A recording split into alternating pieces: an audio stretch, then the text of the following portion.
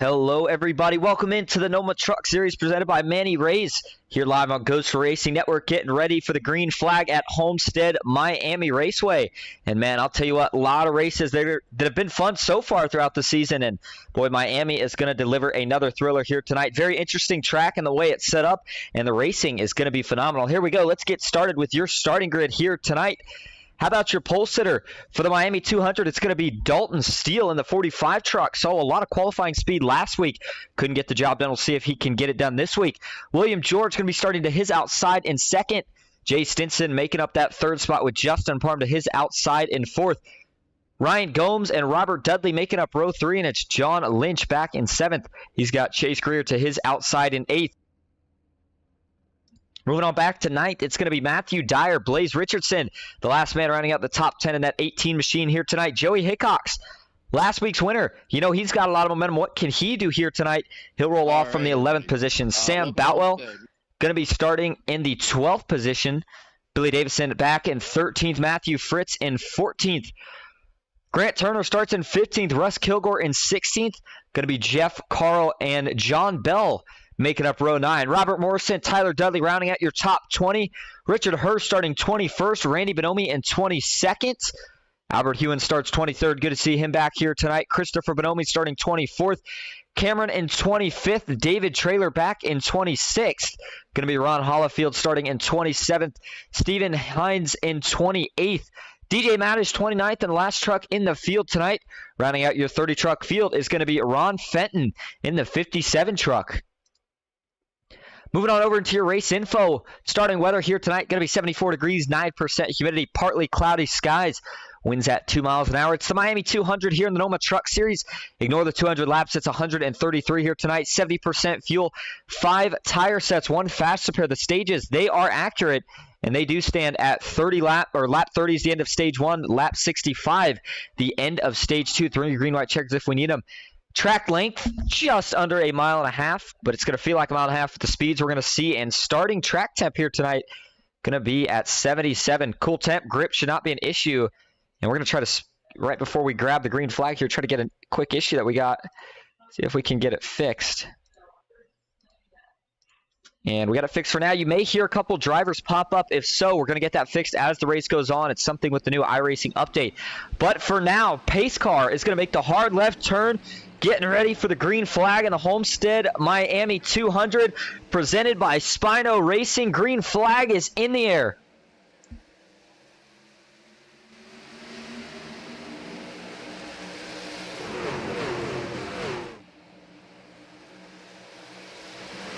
So I'm back tonight. Can I get my blood?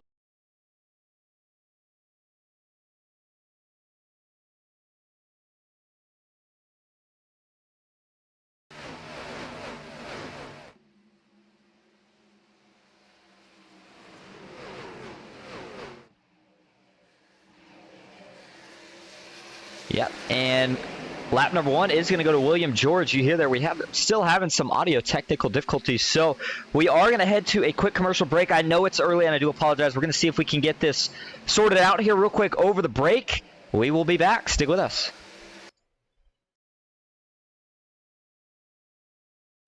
Ghost Racing Network now has merch. Go to grnmerch.com to browse our selections from stickers to custom-made by-request hoodies and shirts. If you've ever wanted to support Ghost Racing Network outside of YouTube, here's your chance. Ghost Racing Network, for the scary side of iRacing.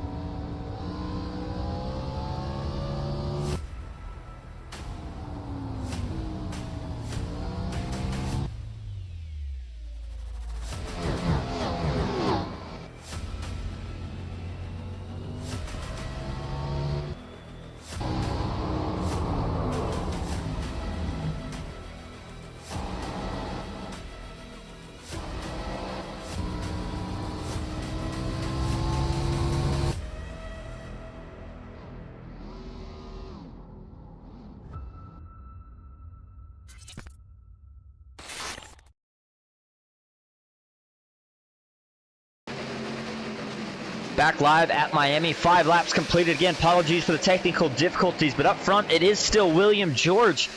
Now getting a little bit more in depth here to the track we're at tonight. It's definitely, to say the least, a very unique mile and a half. I mean, you look at turns 1 and 2, they're pretty much the same as 3 and 4, and that means momentum is so important here. You're going to see guys running pretty much 2 lines, although there is usually about 3 that you can get working here at Miami. The favored one, though, most likely going to be up there by the wall, and that's what we see William George ripping right now. Question is going to become, who is willing to get the closest to the wall? In fact, you already see some black marks along turns 1 and 2. That is some of the guys that have been scuffing it.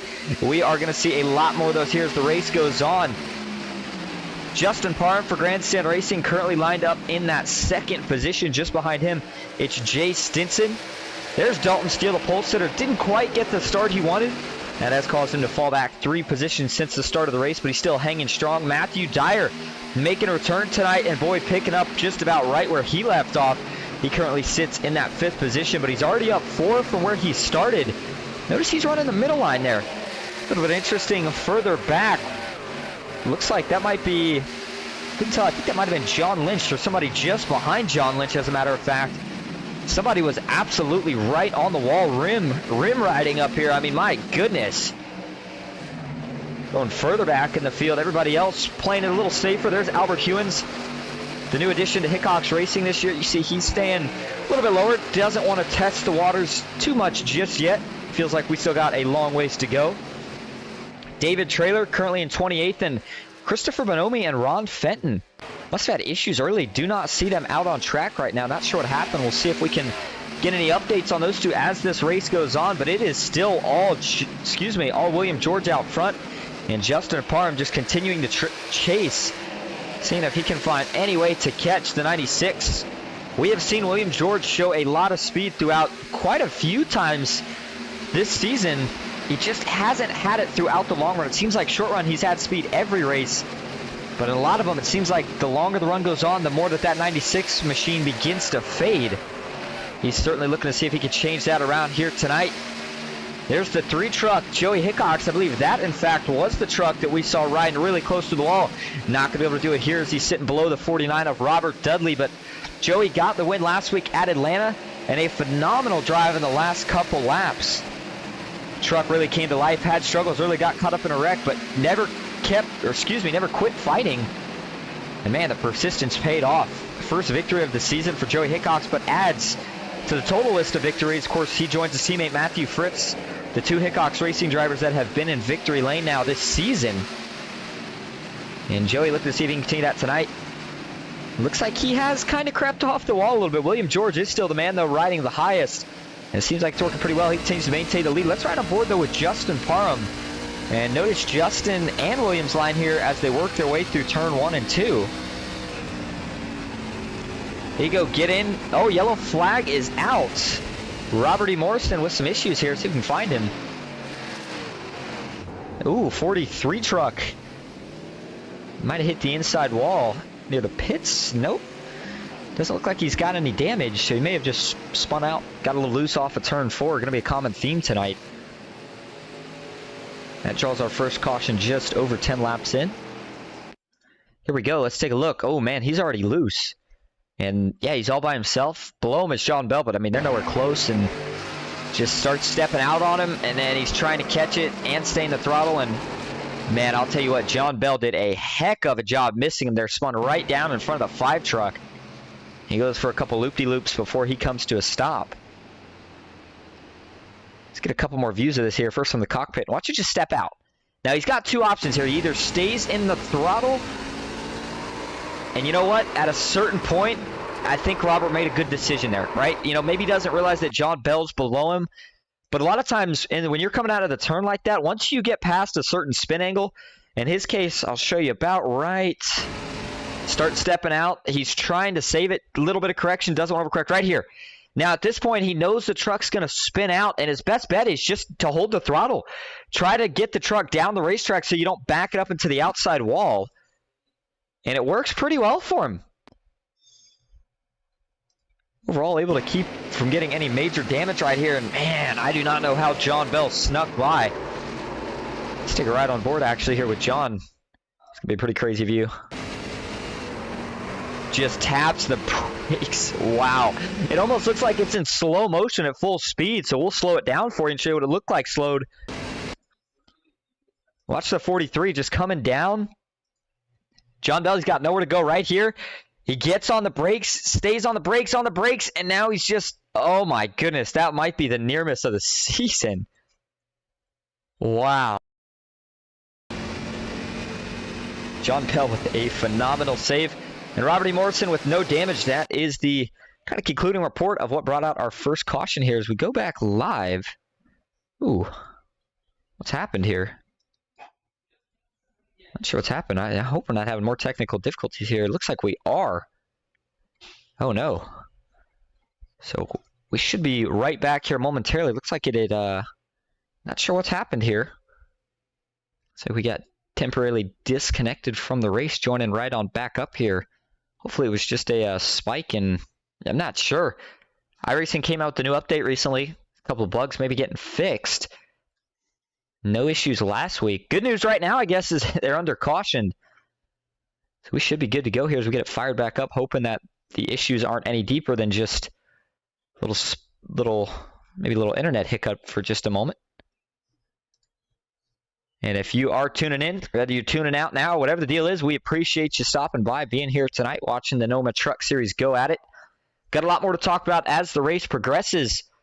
But that first caution that we just saw, that is going to cause the strategy to change up a little bit here. You know, we got that stage break coming up not too long from now, just over 20 laps. Stage 1 going to end at lap 30, so actually just under 20 laps, take that back. And, you know, tires are pretty important here at Homestead. Guys have 5 sets. It's not that long of a race either. You know, I know 133 laps sounds pretty long, but at a track like Homestead, as fast as the laps that they're running in a mile and a half, this race is going to go by pretty quick. So it's important that all these guys set themselves up with that track position and that they're good for the end of this race. That's when they're going to need it all. And it looks like as we continue to work out the difficulty here, again, NOMA Truck Series currently under caution as it stands. We should hopefully be back here before the caution or before green flag racing resumes. So again, I apologize, but stick with us. We'll be right back.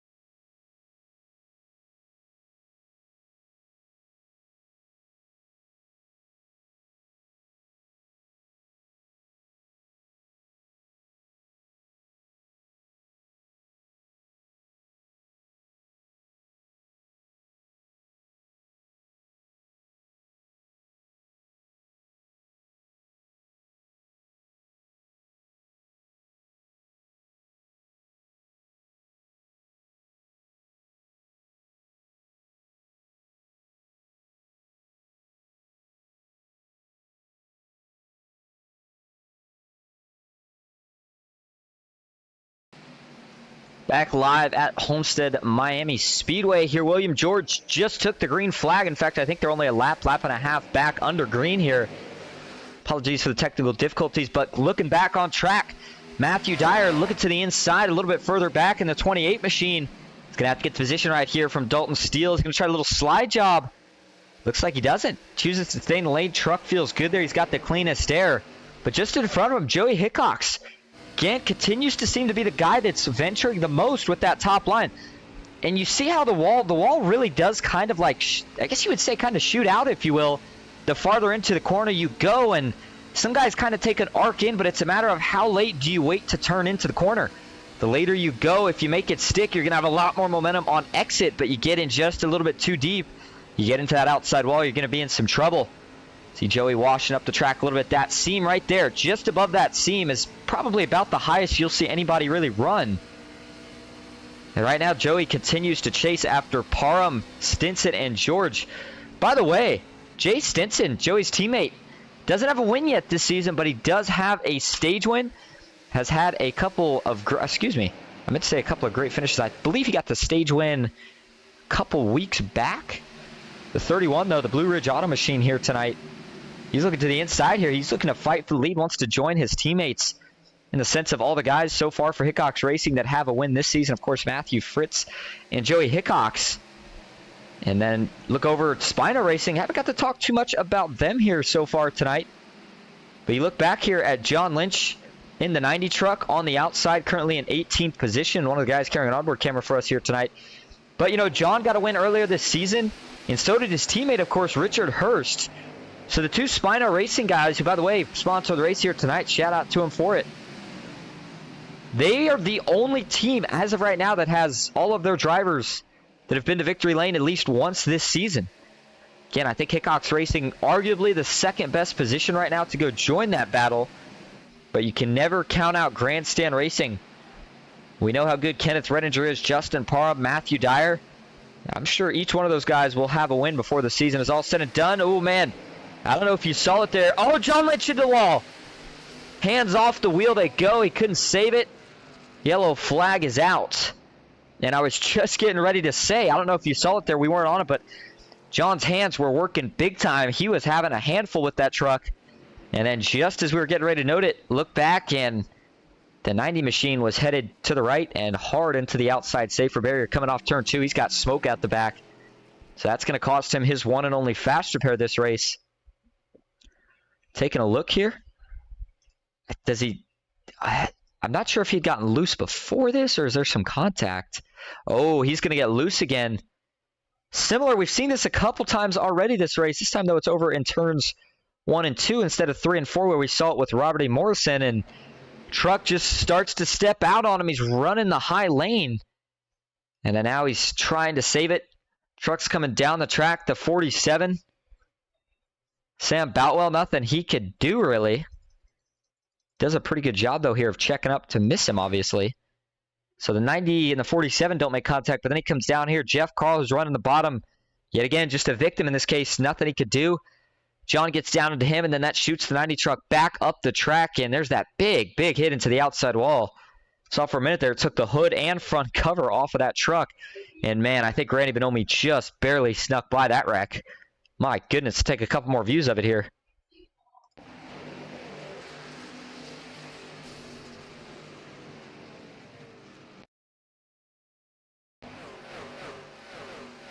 And I was just talking about John. Hopefully didn't give him the broadcaster's curse, if you will. But again, he still does have that fast repair and still has plenty of laps to go. He's going to have to, at least he was able to get to pit road, so he doesn't have to worry about the tow bill. At this point, I think his biggest concern is just not getting any more damage for the next 2 stages, if possible. Just try to keep it clean. And then when we get to that 3rd stage, maybe he'll still have something to work with, see if he can maybe get himself back into victory lane here tonight. Man, that was a big, big hit down the track. And wow, Robert E. Morrison, another truck that was a very, very close call on that one. Either way, everybody else keeps it together. Was your second caution, though, here of the night. Again, on lap 23. So we've been averaging about a caution every 10 laps through these first 20 laps. William George being scored as your leader. It's Jay Stinson in second. Justin Parham sitting in that 3rd position. Joey Hickox back in 4th. Robert Dudley, the 49 machine, he's having a great run here tonight. Podium finish would be pretty big for that 49 team. He's also another driver looking to get his first win of the season. Dalton Steele, the man that started this race on pole, he sits in the 6th position. Matthew Dyer for Grandstand Racing back in 7th. There's Ryan Gomes in 8th. Blaze Richardson and Grant Turner. Two guys rounding out your top 10. There's a look at Grant. Last week, had a ton of short run speed. Just couldn't hold it for the long run either. Felt like he was really loose. But he is another one of our drivers carrying an onboard camera for us here tonight. And Grant seems to have been really good at almost every track that we have been to so far this season. Almost got the win at Daytona. Came up just short. First race of the season. Him and Russ Kilgore got into an incident. But even with that, sometimes, you know, that can maybe get a guy a little bit off his game. Not the case for the 7 truck. He is stage strong all season. Top 10 truck at the start of every race. And a lot of these races been a top 5 contending for a win by the end of them. And he's getting ready for the green flag. It's going to be a 6-lap shootout here to decide your winner. And John Lynch, he may have retired from the race. He left driver cams, and I'm thinking he may have decided just to park the 90 machine for the night. Wasn't feeling too good about it. Either way, here we go, back into the Geico restart zone. Green flag is back in the air. Big stack up on the first row. That's going to amplify out back. Can everybody hold it together? Looks like so far, so good. Everybody keeps it clean, but there's the 18 of Blaze Richardson. Falling back a little bit on the inside. Now he gets it together up front. The power move from Jay Stinson on the inside. He gets clear of William George. George with a run, though, down the backstretch. Now he looks back to the inside. Little crossover action here. He's going to have to try to slide it in on Jay here. Does he get clear? He does for the moment. Is he going to slide up? It looks like he stays to the bottom. That's going to give Jay a really big run up top. Watch for the 31 to cross him right back over. Make it 5 laps to go now at the line. The 45 of Dalton Steele and Joey Hickox. They keep watching these two go at it, and they are just sitting there waiting. Jay washed up the track big time there. You saw the fire out of the pipes. He had to check up. And that opened the door for Dalton Steele. Contact. 45's around. Does he hang on to it? Does not. Yellow flag is out. 45 truck back up on the track. You see some hood damage. Not sure if he hit the inside wall. If he hit another truck. Overall, doesn't look too bad at all. I don't think this is going to necessarily be a fast spare for the 45 truck. And this is probably going to end the stage. And if that's the case, it's looking like William George would be your stage winner. Jay Stinson finishing in second. Joey Hickox in third. So pretty good finishing result right there, even if that is the case for Hickox Racing. Gomes in fourth. And Dudley rounding out your top 5. Let's go back and take a look at this crash.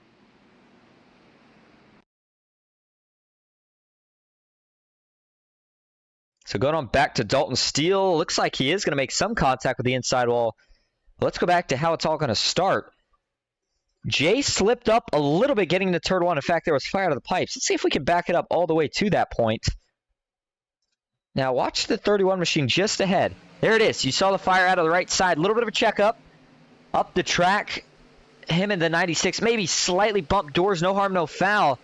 And, oh, Jay got loose. That's what happened there. Jay just got loose. He's trying to hold it down here. He's got the 96 up top. And it's just so ever so slightly starts stepping out on him right there. Notice how the truck is not pointed straight. He's trying to correct it. And he does towards the end of it. But unfortunately, ran out of room before the 45 was there. And again, nothing Dalton Steele can do there. He's just an innocent victim. And, ooh, it's harder contact than it initially looks like from the damage. As he hit that inside safer barrier. Take a couple more views of it here. 45 gets it back rolling, but certainly going to send him to the back. Dalton Steele, 2 weeks in a row that he has had the pole, and it has just not worked out for him. Locked it down, but just could not stop in time. That inside wall comes up quick here at Homestead. Let's start on the cockpit view here first for Dalton Steele, and then we'll go to Jay Stinson. And yeah, he's got the wheel locked. He actually does a good job here. As soon as he spins, just about locks it up, has the wheel full locked right as well. Just doesn't really ever straighten up on him. But Jay Stinson, watch how loose this thing gets. Continues to be a problem for these drivers. They continue fighting it. Now let's back it up all the way. Right here. Listen. There you go. Burps the throttle just ever so slightly. Knows that Williams got to run. Doesn't want to get into him. And then there you go. Just ever slow. Slightly gets loose. Doesn't even look that bad from the cockpit. But unfortunately, it was still just enough to send Dalton Steele to that inside wall. Looks like Esports Gaming Network says 1 lap shootout for the stage. And yep, sure enough, that's correct because we're going to go green right here on lap 30. Caution will fly here at the end of lap 30. So that is not going to be the official results. William George is going to try to hold off the Hickox Racing charge here for 1 more lap. We'll see if he can do it. He is going to be starting first. Stinson and Hickox second and third. Gomes and Dudley running at your top 5. The biggest mover, though, right now inside that top 10 is Richard Hurst, the other SPINO Racing driver. Last of his teammates here in the field tonight. Of course, John, his only other teammate. John did have to retire early. And speaking of which, John in the chat says, uncheck my fast repair. I'm done. Second time in 3 races. Oh, hate to hear that for you, John. Yeah, that fast repair click is a big thing when you get into the pit stop, man. You get stuck with required repair, you forget to check that fast repair. I don't blame you on that one. Hopefully we'll see you out here again next week, John. Here we go into the Geico restart zone. Green flag is back in the air. 1 lap to go in stage 1. Really good jump for William George. He is going to get clear of that 31 machine of Jay Stinson, who now jumps to the outside just in front of the 22. And that puts Ryan Gomes back a little bit. Jay on the top here. He's looking for a little bit of momentum off of 2. Joey Hickox sliding up. Hickox Racing now trying to make a charge. Can either of the 3 or the 31 truck, can either one of them steal it here from William George? Final gas into turn 3. Joey to the low side. Jay on the high side. Williams stuck in between both of them. Joey's going to try the slide job here. Does he make it work? He does. He gets in front of the 96. He's not going to be able to hold it, though. Joey Hickox. He does hold it, and he wins stage 1. Oh, my goodness. What a move from the 3 truck. I thought for sure William was going to cross him over. Joey had the momentum, and he held on to it. That was a phenomenal move coming through 3 and 4. Let's back that up.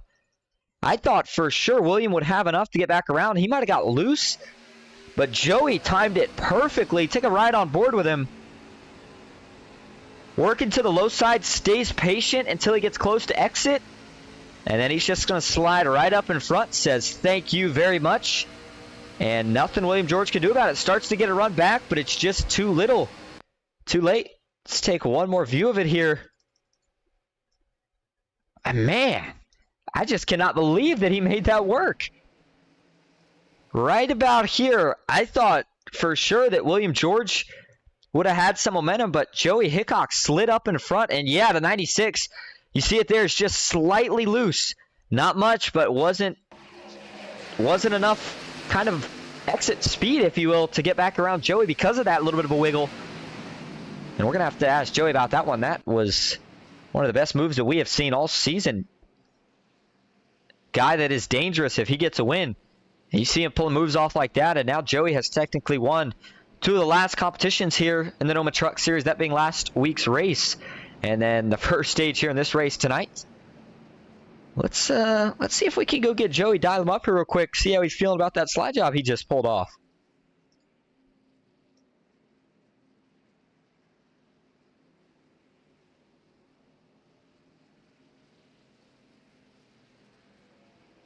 Hey, Joey, it's Austin up at the booth. You got a copy? Yes, sir. All right, well, you get the win last week. You come into Homestead pickup right where you left off. You get the stage 1 win, but you made the move on the last lap through 3 and 4, and I got to be honest, from up here the broadcast booth, once you made it work, I thought there was no way you'd make it stick. How did you pull that move off? Luck. No, man, me and Jason's worked a lot this week. He showed me a lot of stuff around this track, so just done what he pretty much showed me to do all week, and was able to make it stick. So, yeah, I was pretty pumped there for a few minutes. Well, a great result for you and your teammate there at the end of stage 1. Now, kind of looking ahead, we saw you through that first stage running up by the wall. Do you feel like as the race goes on, you kind of push that boundary more and more and see just how close you can get? No, man, that's about as close as I want to get to the wall. I don't get too close to the wall here. I always end up running into it, so I'll be fine running right there. I mean, I was telling everybody all day, if I can come out here with a top 10, I'll be happy. So mine's still staying the same. Just try to get some top 10 and move on to next week. This is probably one of my worst tracks. I really hope this thing never makes the schedule again, if I'm completely honest with you. Well, top 10 mindset right now is translating to top 3 speed. So whether you like the track or not, you're fast. Good luck the rest of the way. We'll see if we're talking to you here maybe at the end of stage 2. All right. Thank you, sir. You know, I'll tell you what, from a driver standpoint, I don't know how guys can do it. Broadcasting and driver standpoint, I should say. When you hear a guy say, man, I hate this track, after you just saw them go out there and make a move like that, it'll forever be beyond me. I don't get it. Man, Joey seems like he knows this place inside and out. There's Jay Stinson going to be starting to the outside of his teammates. And now it looks like Grant Turner and Sam Boutwell, your two biggest movers, both up 10 positions from where they started. David Traylor back in 7th. He's actually up 19 from where he started. And the biggest person, or the person going in the wrong direction right now the most, would have been, looks like Dalton Steele, who is stuck in pit road right now. He might be repairing that damage that he got, unless he has decided to retire for the night.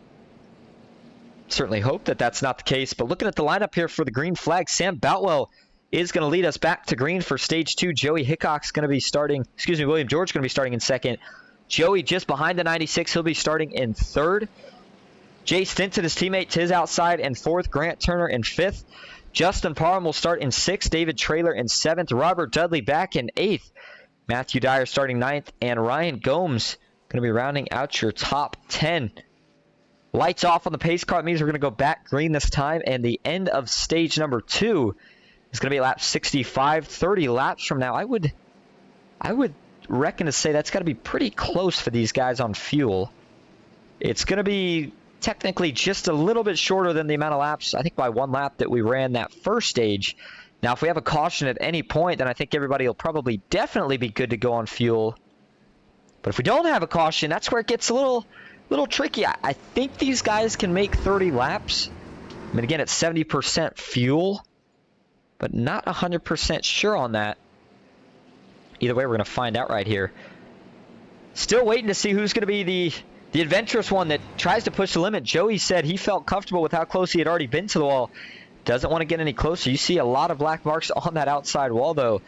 Somebody somewhere is going to have to be willing to take that risk, try to run just a little bit higher. Again, Homestead, it's progressive banking through the turns.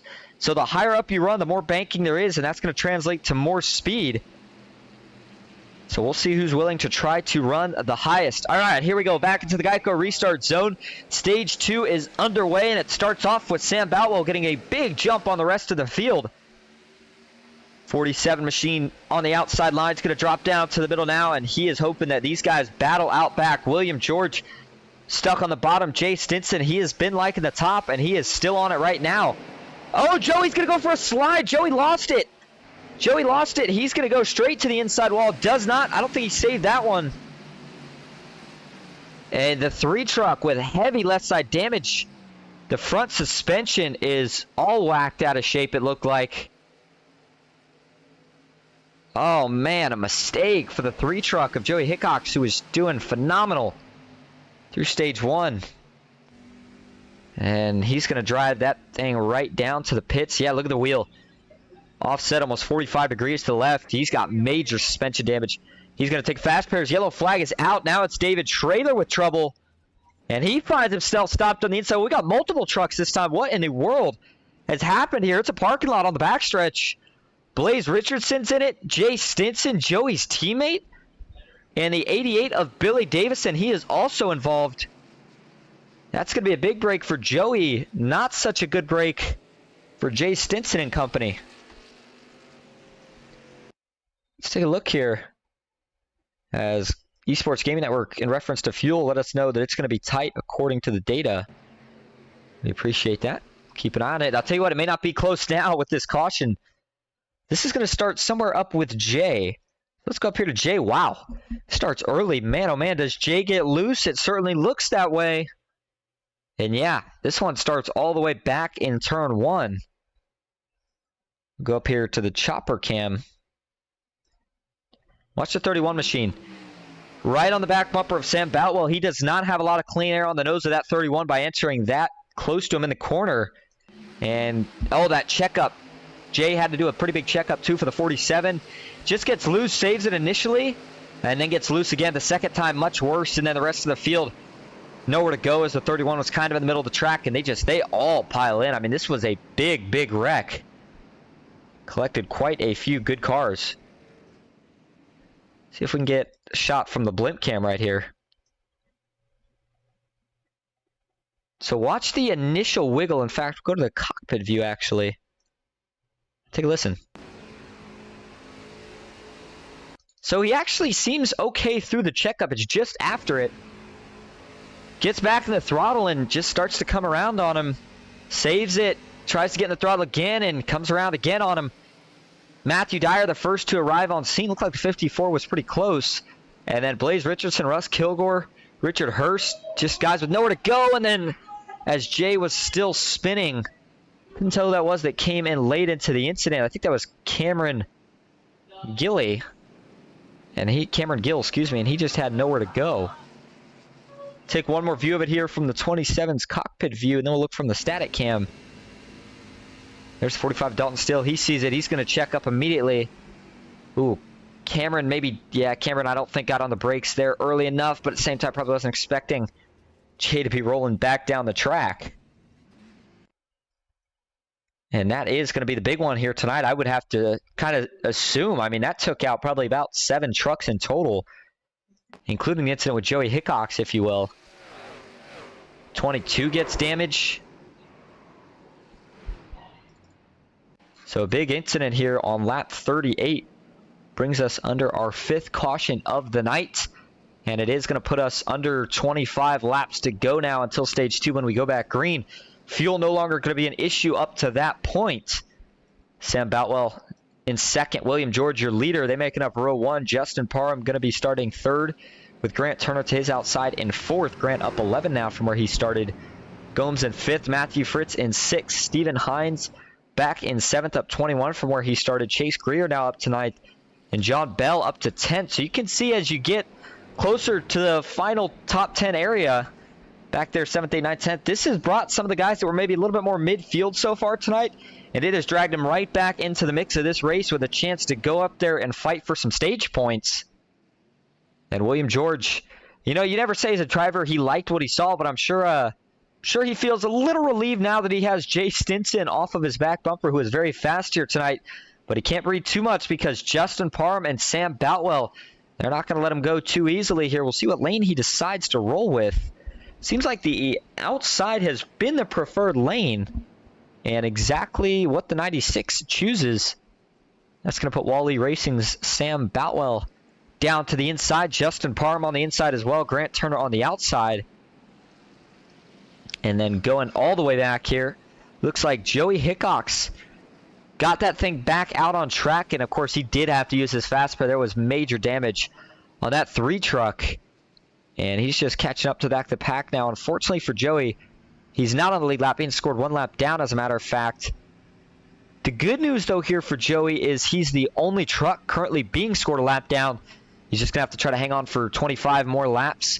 And if he can do so, he should be awarded the lucky dog. He'll be right back in the mix of this. Blaze Richardson, Jay Stinson, all guys that were involved in this wreck. Matthew Dyer, Billy Davison.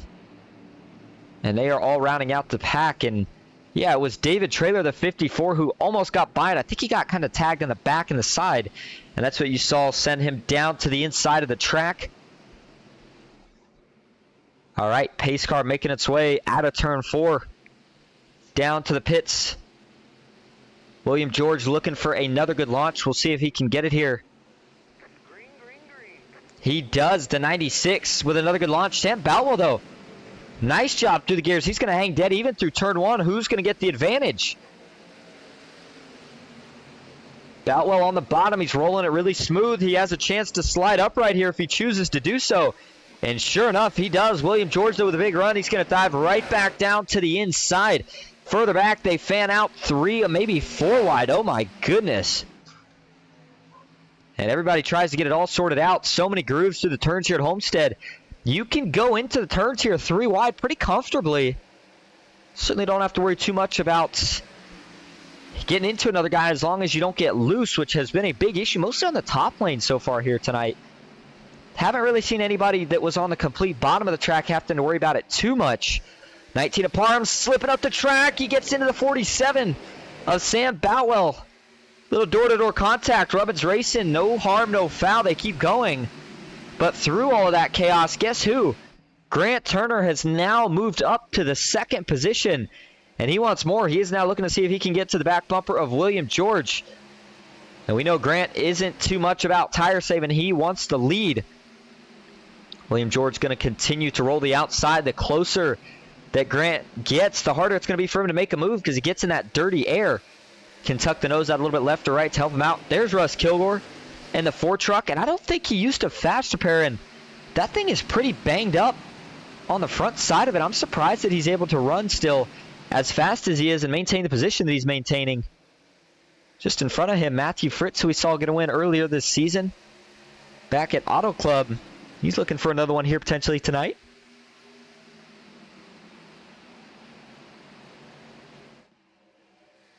.45 laps now completed, 20 laps to go before the end of the stage. Again, we started this race out in the night, and of course the track temp just going to continue to cool off the farther in we go, and looks like it's only cooled off about a degree right now, and in sim time, it looks like it is 11 o'clock currently, 9 o'clock in sim time.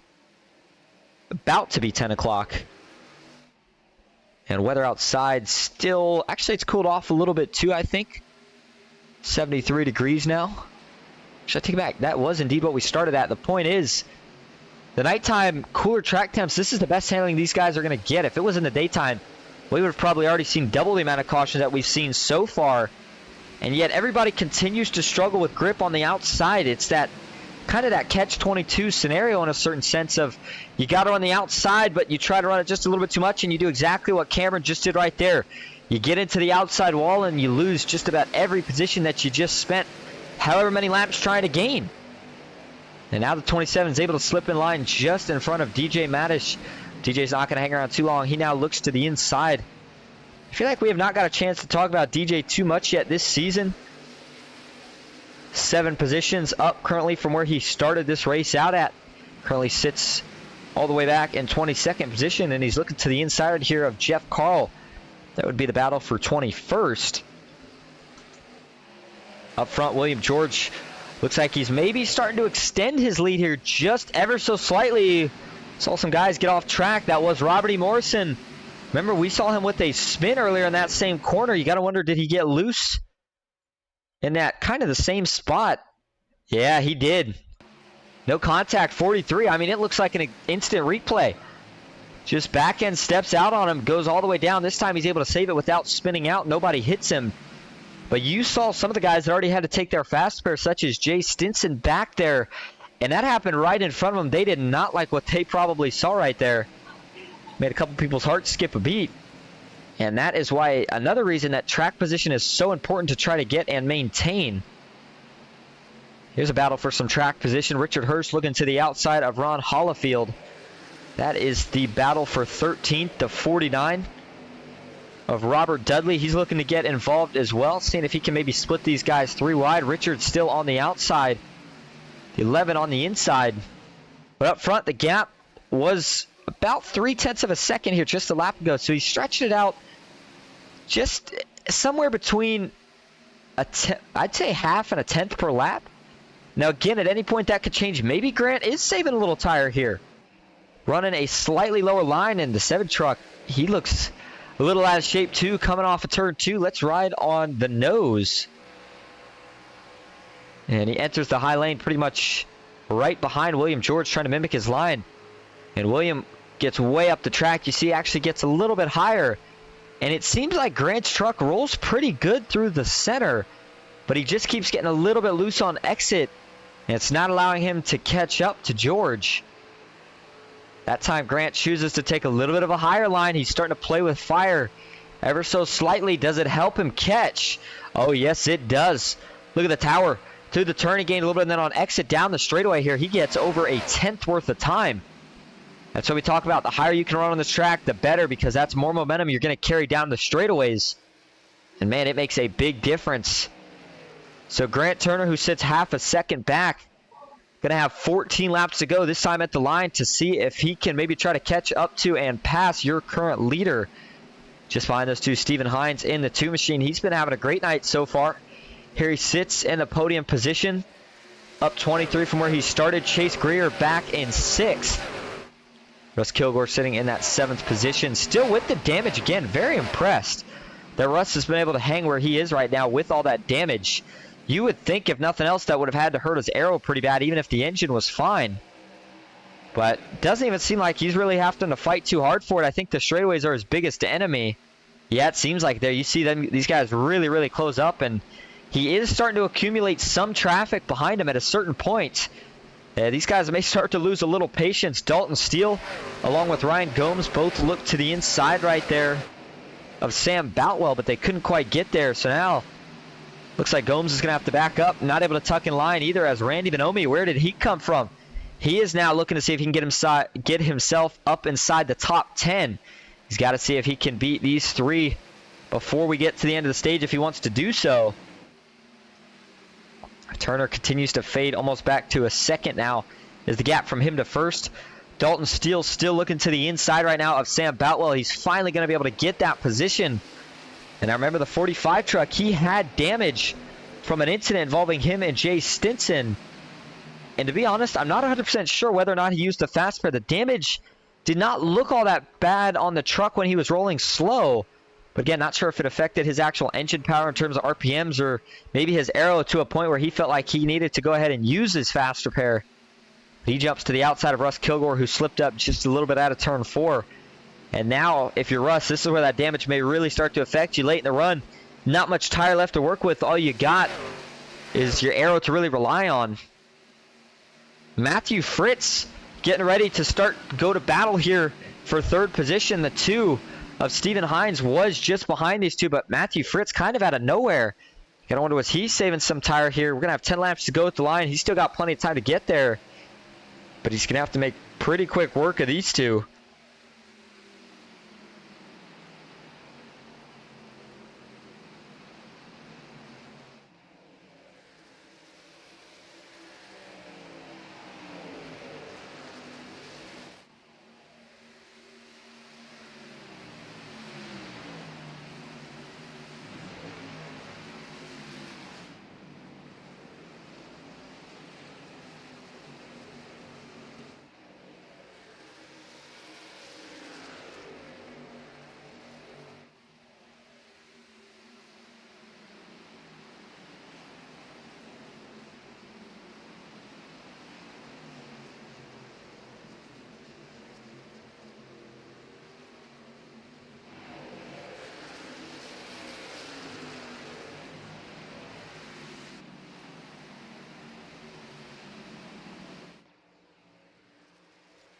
You got to wonder if Sam is just starting to struggle a little bit, as we just showed him there in the 47 truck. Because he had a decent amount of speed earlier, but he has fallen off really quick. Speaking of falling off, William George's lead is starting to fall off. Here comes Stephen Hines. I do apologize. I think I was muted there. If you were watching in chat, you can let me know. I thought it was only for about a minute or so at most. Hopefully it didn't miss anything too much. William George still ripping the top, but he sees that the time is continuing to close between him and Stephen Hines. In fact, the gap now at only 0.4 of a second. Remember, it was a second just a couple laps ago. Behind them, Matthew Fritz and Grant Turner, they continue to battle. I think if Fritz could get clear here and pull away for a lap or two, he might have a chance to go track down your leaders or at least stay within reaching distance. That way, if one of them slips up, he can pounce. But right now, just kind of stuck where he's at. And as these guys all fight for the top 10 in stage points, everybody out back who's still battling it is for track position. Sam Boutwell, man, he is just trying to limp this thing home. Got really loose off turn 2 right there, it looks like, as he was slow trying to get back up to speed. 60 laps complete, make it 6 to go now on the stage. Stephen Hines has all but erased the deficit, and now he's looking to the bottom.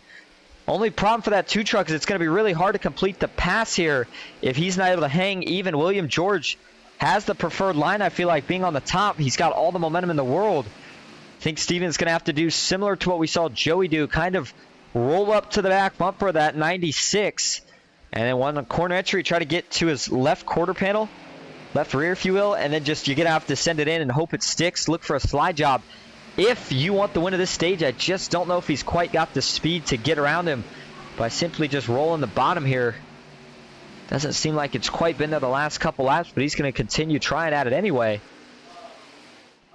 William George, there we go. Steven closed it up a little bit there to about half a truck length. Didn't feel like he was close enough that time, so he decided to tuck back in. He's going to wait and try again. Coming to lap 62 this time. Make it 4 now laps to go in the stage. Matthew Fritz did get around and was able to pull away a bit from Grant Turner. And you see that's kind of brought him a little bit into this battle. Sits just about a second back from your leader. It does not take much though, folks. A little bit of a slip up right here from William, and he could lose 3 or 4 positions here pretty easily, especially when you run the risk of running that outside wall. And I think that's maybe why William has dropped down here. Feels a little bit more comfortable with how old the tires have gotten. Thinks maybe the bottom is going to be a little bit faster or just a little bit safer. And I think he's going to probably stick there for the rest of the stage.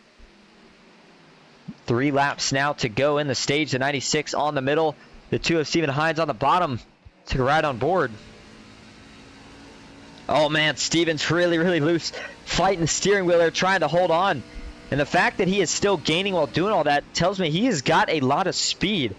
So even if he can't quite get the stage win right here, track position is going to be huge for this 2 truck. Short run speed was pretty decent, but the long run speed has been really, really good so far. Both of these guys looking for their first win of the season could potentially come tonight. 2 laps to go now in the stage. We'll get a caution at this point. That's the stage would be official. William George just looks like he is smooth and on rails. 2 truck though continues to close the gap. Gets a little bit of a draft here down the backstretch. And we will see how much Steven Hines wants those stage points here. And caution is out. Stage is going to be official. Was it Richard Hurst? No, looks like it might have been Jay Stinson with issues. 31 truck, I believe, may have spun around a couple times, but I don't see any damage on the left side. Is he... Oh, man, right front. Pushed in quite a bit there. You see the right front tire exposed. Jay already had to use his fast repair from that last caution, which he was involved in. And this is not what the 31 truck needed. This is really going to hurt his chance of finishing this race in the top 5. After he was just starting to try to mount the comeback after a pretty long recovery process during that last run. The damage, of course, that he had. All right, here we go. This is going down the backstretch. Richard Hurst on his back bumper. Hurst to the outside. Ooh. Gonna hope there was a little net code there. Certainly no ill intent. But man, it looked like he got hooked. See there, Richard sees the outside, feels like it's open, so he jumps up and, oh. Looks like Richard actually maybe came down a little bit right there. Play real slow for you. Watch the 76 and the 31. Man. You know, Jay maybe was just slightly creeping back up. But it looked like Richard, not sure if he thought he was going to hit the wall and maybe just panicked a little bit and turned the wheel to the left quicker than he wanted to. But yeah, I mean, he just kind of hooks Jay. Nobody else gets collected, and Jay definitely gets the worst of it. Oh, I might take that back here. Saw somebody slide in there towards the end. And that was the 47 of Sam Boutwell. Yeah, he may have hit the outside wall. Oh, he did. Bam. Destroys the right side for Sam, so that's going to probably be a fast repair for him if he's got one. But this could potentially bring Jay's race to an end. Good news for his teammate, though, Joey Hickox. That caution, which of course ends the stage, is going to put him back on the lead lap as he did get the lucky dog. But your stage winner was indeed William George here. Not going to have enough time, obviously, to go green as now the stage has been officially completed. Let's see if we can go get a quick word here with William.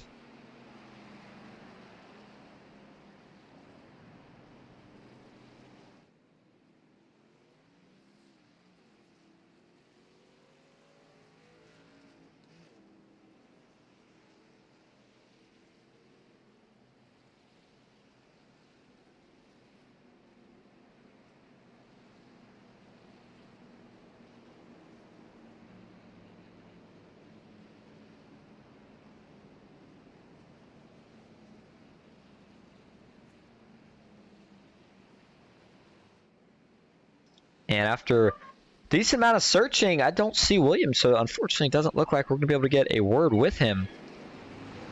But he will be lining up to take us back to the green flag. Matthew Fritz going to be starting in second, Steven Hines in third. Justin Parham, 4th. Chase Greer in 5th. Grant Turner in 6th.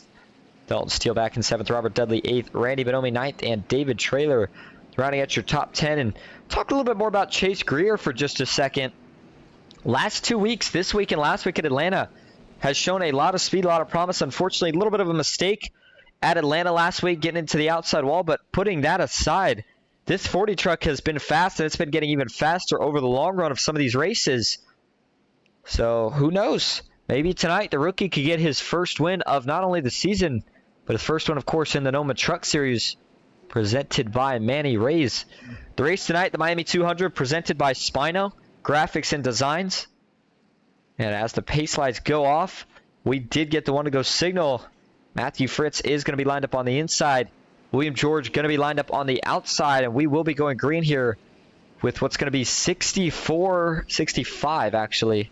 65 laps to go here at Miami. And these guys are not going to be good to make it on fuel the rest of the way, so we will get to see a green flag pit stop, assuming that we can run that long to get to that point. Looking at some of the guys that really like long runs, they would love to see green flag pit stops here. William George, Matthew Fritz, Justin Parham. I mean, looking down, just guys that I know off the top of my head would love to see pit stops. Matthew Dyer, potentially. He'd like to gain some positions first, though. Some guys like the idea of getting a lot of cautions. They can just kind of use their stuff up each time they're racing. And some guys love the ideas of long green flag runs because it gives them a chance to show what they've got and show how well they were able to save their stuff for when they needed it late in the run. And we're about to find out who did their job the best. All right, here we go. Pace car off the track. Stage 3, final stage here at Homestead. Green flag is back in the air for William George and Matthew Fritz. It's another pretty good jump here from William George. Fritz is trying to hang even through turn 1, but he can't quite make it happen. He's going to have to stick to the inside here, but leading the way, William George looking to see if he can pull a little bit of a gap here off of turn 2. Get ready for the fan outs here, 3 and 4 wide, the further back you go in the field. It looks like they're all actually going to stay pretty civil. Oh, Robert E. Morrison with heavy, heavy damage. Front bumper of his truck is sliding. And I thought that would be a caution due to debris. It is not, and the 43 is toasted. Caution does fly now. That thing is demolished. That is going to for sure end Robert's night, as he is trying everything at this point just to limp that 43 machine home. I don't know if he's got any steering. Yeah, it's hard to say if he does or doesn't. Looks like he's just keeping it against the wall at this point. Let's go back and take a look. He must have hit the outside wall here. Whatever he hit it really, really hard. And, oh, he had a truck in front of him get a little loose. And is that going to be... Might be Cameron here. Yep, sure enough, 27 machine Cameron Gill just loses it. And then Robert E. Morrison, nowhere to go. Looked like he may have been playing the safe strategy, and unfortunately he still gets caught up in this mess. And debris was everywhere. 43 here sees him, and then the overcorrection from the 27. Back up the track, Robert E. Morrison holding a straight line, hoping maybe he could sneak by before it happened, and fortunately just could not quite do it. Back it up a couple more times for you here. Take a couple different angles of it. I want to take a view from the onboard for Robert E. Morrison. Man, that was a big hit. All right, watch this. He's going to see the 27 get loose and dive below the apron, but what he's not going to see is when the 27 is starting to overcorrect it. Right there, maybe sees it a little bit and then kind of gets into the blind spot, and by the time he gets back up there, I mean, even if he would have slammed on the brakes, there wasn't really much missing him in that instance. And now that this puts us past lap 70, probably going to go green here in the next 2 laps, then I would expect maybe this lap, then it should be a pretty solid 1 stop from here, although it's going to be pretty tight. I don't know, these guys may need to be saving a little bit more fuel or maybe come top off right here if your plan is that we're going to have green flag pit stops and you want to make it on just 1 stop. What we've heard so far, 30 laps on fuel, is going to be really borderline, kind of right around that range of can you make it or can you not? Can definitely save a little fuel if you need to. Go down to the bottom line and just roll through through the corner a lot more instead of using the brakes and trying to throttle up as soon as possible. But, you know, I don't think we're really going to see anybody focusing on saving fuel. I think the chances of a caution here within the next 60 laps is pretty likely. I think a lot of these guys would probably agree. And with the 7th caution of the night, we have continued our average of about a caution every 10 laps at this point. But Homestead's a tricky track. I mean, these guys are trying everything they've got. By no means is it easy to run around this place, especially doing it when you got a bunch of other guys that are doing it just as good as you. So William George going to be leading us back to green. Stephen Hines going to be starting second. Justin Parham third. Chase Greer in fourth. Robert Dudley fifth. So not really too much of any shakeup in your top 5, even with that quick caution here in stage 3. David Traylor back in 6th. Dalton Steele 7th. And Traylor, by the way, is up 20 from where he started. Stephen Hines, who we said showed a lot of speed here, he's up 26 positions from where he started. So, man, I think if that 2 truck can get the lead, he has the ability to potentially run away with it. It's just going to be more or less a matter of, can he get it here from William George? It's going to have to start with a really good jump. It looks like they are going to get the one-to-go signal, I believe, this time, as pace car lights are going to go off. Yep, sure enough, one-to-go signal. Ron Fenton, Christopher Monome, of course, were not able to start the race due to whatever issues they had going on. John Lynch, Robert E. Morrison, just John Lynch taken out of the race with, oh, you know what, so John Lynch taken out of the race, but you know what I realized? Robert E. Morrison did not have to use his fast spare because earlier the spin he had, he didn't hit anybody. Spun by himself and was able to dodge all the other wrecks. I apologize if I said he didn't have one. That just had popped back into my mind. He does now no longer have one, of course, as he got that truck all shined up, cleaned up, and ready to go fast again.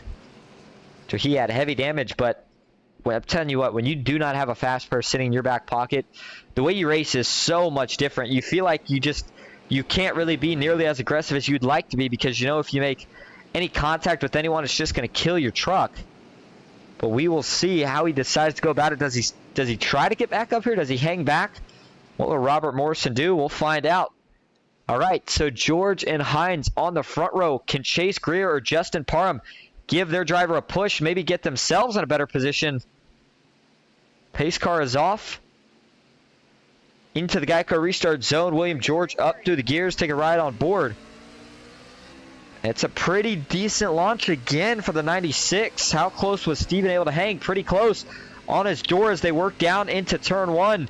And there's the view. The 2 truck trying to complete the slide job here. Rolls the bottom nicely. And there you go. He gets it done. William George, nothing he can even do either. The 2 truck made it look easy. Off into turn 3. William George, this time he is actually going to send it in.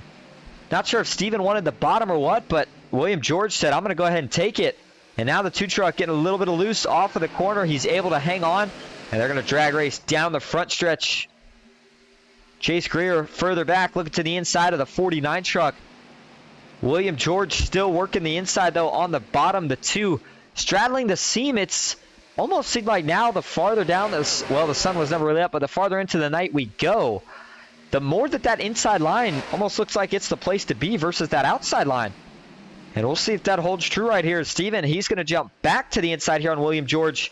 And as he starts to slide up, how much of his Goodyear tires does he want to use up right here trying to race this 96? He got a pretty good run. He's going to have a chance to clear right here through 1 and 2. We'll see if he takes it. And it looks like he's not taking it yet. There he goes. 2 truck to the top of the track and back on the point. Now William George does a little crossover move. He goes back to the inside. Meanwhile, we got blocking out back here between David Traylor and it looked like the 49 machine of Ryan Gomes. Robert Dudley. The 49 machine. Russ Kilgore just behind those 2. He still has his front end damage. Now, I'm not sure if he just does not have another fast repair or what the deal is. But he's still been hanging around even despite all the damage. There you see the 28 of Matthew Dyer to the inside of the 54 and the 4 truck. And man, I'll tell you what, David Traylor got loose right there off of turn 2. He held on and just kept it on going. And as Stephen Hines has now reclaimed the lead from William George, we'll see if they continue to try to cross each other up. How about a little crank it up from Homestead? Here we go.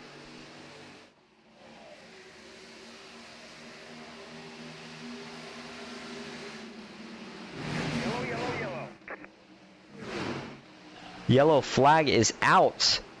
Looks like Ryan Gomes and Sam Boutwell have crashed. There's Gomes getting it back going. He's got some front end damage.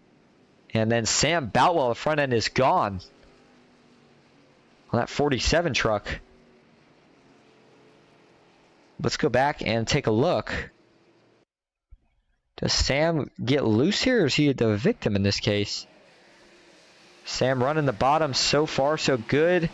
And, oh man, that was a pretty chaotic sequence of events, in fact. A lot of different things happened. Let's back this up. All right, so on the bottom here, we're going to see a little bit of an incident. And then on the top, so there's DJ Madish. DJ is getting very, very loose right now. And you see Joey Hickox coming up, and they're going to make some contact. And that does send Joey down. I think Joey saves it. Yes, he does. Great save for Joey. But then the 25 coming back up is going to collect the 22 of Ryan Gomes, and then Sam Boutwell T-bones him with just absolutely nowhere to go. Joey narrowly sneaks by both of those two. There's Grant Turner getting by on the outside.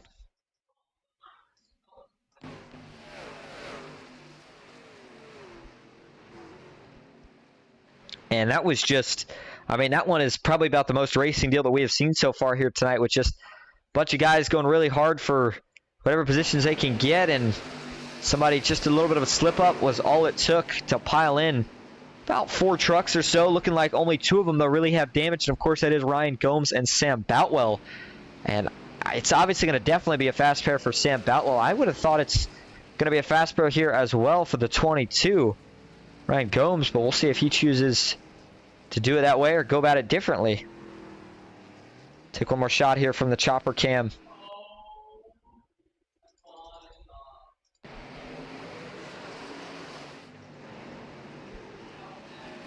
You saw the 22's back tires get off the ground just a little bit. We've seen some pretty good hits here tonight at Homestead, giving guys a lot more damage than they would like to have to deal with at this point in the race. We are, though, however, over halfway at this point. And if you are here watching, we appreciate you being here. If you're just tuning in, we appreciate you checking us out. You are watching Austin Green on Ghost Racing Network, here live for the NOMA Truck Series presented by Manny Rays at Homestead Miami Speedway. And as these guys are under caution, we'll see if they get the one to go signal this time. I'm thinking they probably will. That's going to determine how we get the lineup. Looks like Steven's going to jump up to the top. He likes the idea of the outside maybe here. And the lights are going to stay on. So as the pace car lights stay on, we are going to take a quick break. We will be back for the green flag. Stick with us on Ghost Racing Network. Ghost Racing Network now has merch. Go to grnmerch.com to browse our selections from stickers to custom-made by request hoodies and shirts. If you've ever wanted to support Ghost Racing Network outside of YouTube, here's your chance. Ghost Racing Network, for the scary side of iRacing.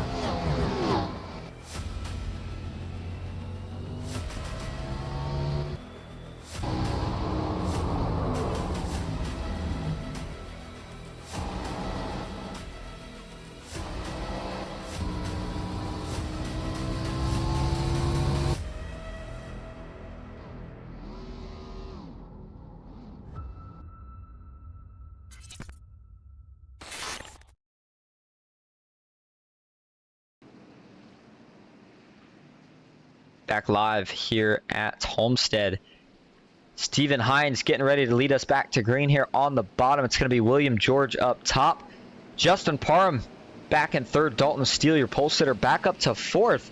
Remember, he was involved in that incident with Jay Stinson. He got sent down to the inside wall, got some damage. He's been focusing on trying to get back up here, and he finally has. Back up inside the top 5, that is Chase Greer in 5th. David Traylor back in 6th, up 20 from where he started. Robert Dudley in 7th. Russ Kilgore in 8th. Randy Bonomi in 9th. And Ron Hollifield currently rounding out your top 10, up 17 positions from where he started. And the 2, I like this choice. I do. When we went to break, I was wondering if he was going to pick the outside. When we got the 1 to go, I was thinking to myself, I don't know why you would. I felt like the inside has been the place to be now as this race has gone on, especially through the short run. And I think Steven thought that exact same thought. Him and William kept swapping places, and the guy on the inside kept getting the advantage. And now he's going to try it out for himself. Dead heat down into turn 1.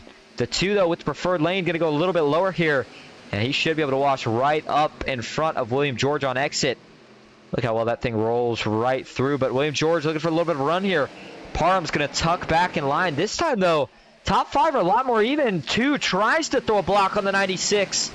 William George was having none of it. He went a lane lower. The 2 had to give him some room. And now that put George in the favored position here. Can Steven hold on to it on the exit? Looks like he does. And that forces Williams' hand a little bit. He's going to have to stay on the bottom here through 1 and 2. And I think actually turns 1 and 2, from what I remember from Homestead at least, is actually a little bit tighter than turns 3 and 4. So that's where you're going to see, I think, the inside probably play a little bit more of an advantage. Shortest way around the track, and there you go.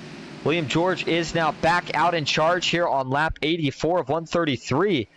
Still expecting that 1 green flag pit stop. It's just a matter of when, and at this point, I got to think you maybe split it down the middle, assuming you can go that long.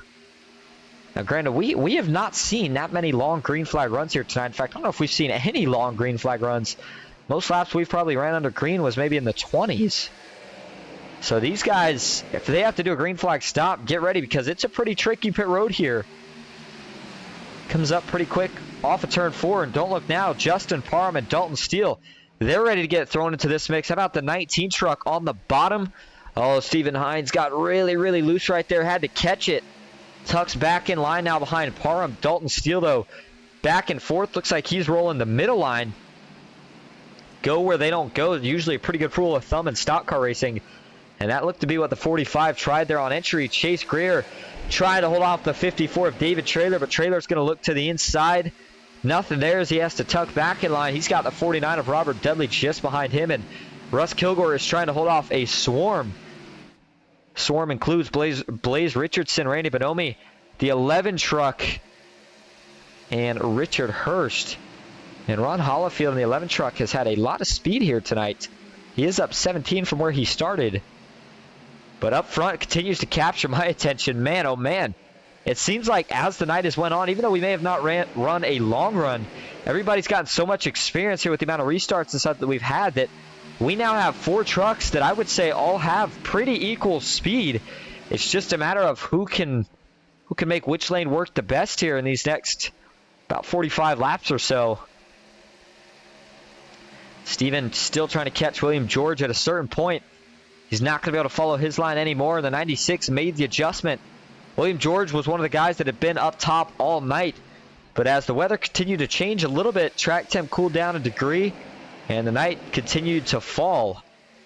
He is shifted down to the bottom. He saw Steven work his way through the entire field being on the bottom. And I think he said, you know what? I'm going to go ahead and try that myself. It's worked out very well so far. Tyler Dudley in the 15. Haven't got a chance to talk about him tonight. Here he is running just outside the top 15, back in 16th position. He is one of the Toyotas that we have in the field. I'll tell you what, the NOMA Truck Series has a lot more Toyotas than most of the truck leagues that I had seen do. Billy Davison, on the other hand, just in front of him, he is in a Chevy. Driver out of Long Beach. See what he can do. Got caught up in a wreck earlier. The 15 is going to go around. Tyler Dudley, big hit to the inside wall with the left side. No caution yet. 15 is slow. And he's going to get it back rolling, but that is going to be straight to the pits. See if he takes the access road right here. Yeah, he's going to. And actually, he can't. That thing is not steering. Gets in the grass, and that is going to bring the caution out.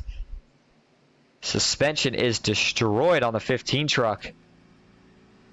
And now he does get it to the access road. And that is the second guy, man. I'm feeling bad tonight that as soon as we went back and mentioned him, in fact, this is the first time that I got to talk about Tyler here tonight, and he just got loose. Been the same menace that's been catching everybody here today is off of these corners here, big sweeping corners, and just starts to step out. Now, difference here was this one kind of develops, I wouldn't say so much on the bottom. Now, of course, he was running the bottom, but then wait, it's when he comes up the track here. You know, maybe just, I know the tires, I guess you could say, were a little bit worn, but I feel like they're all still on pretty fresh tires. And take a listen.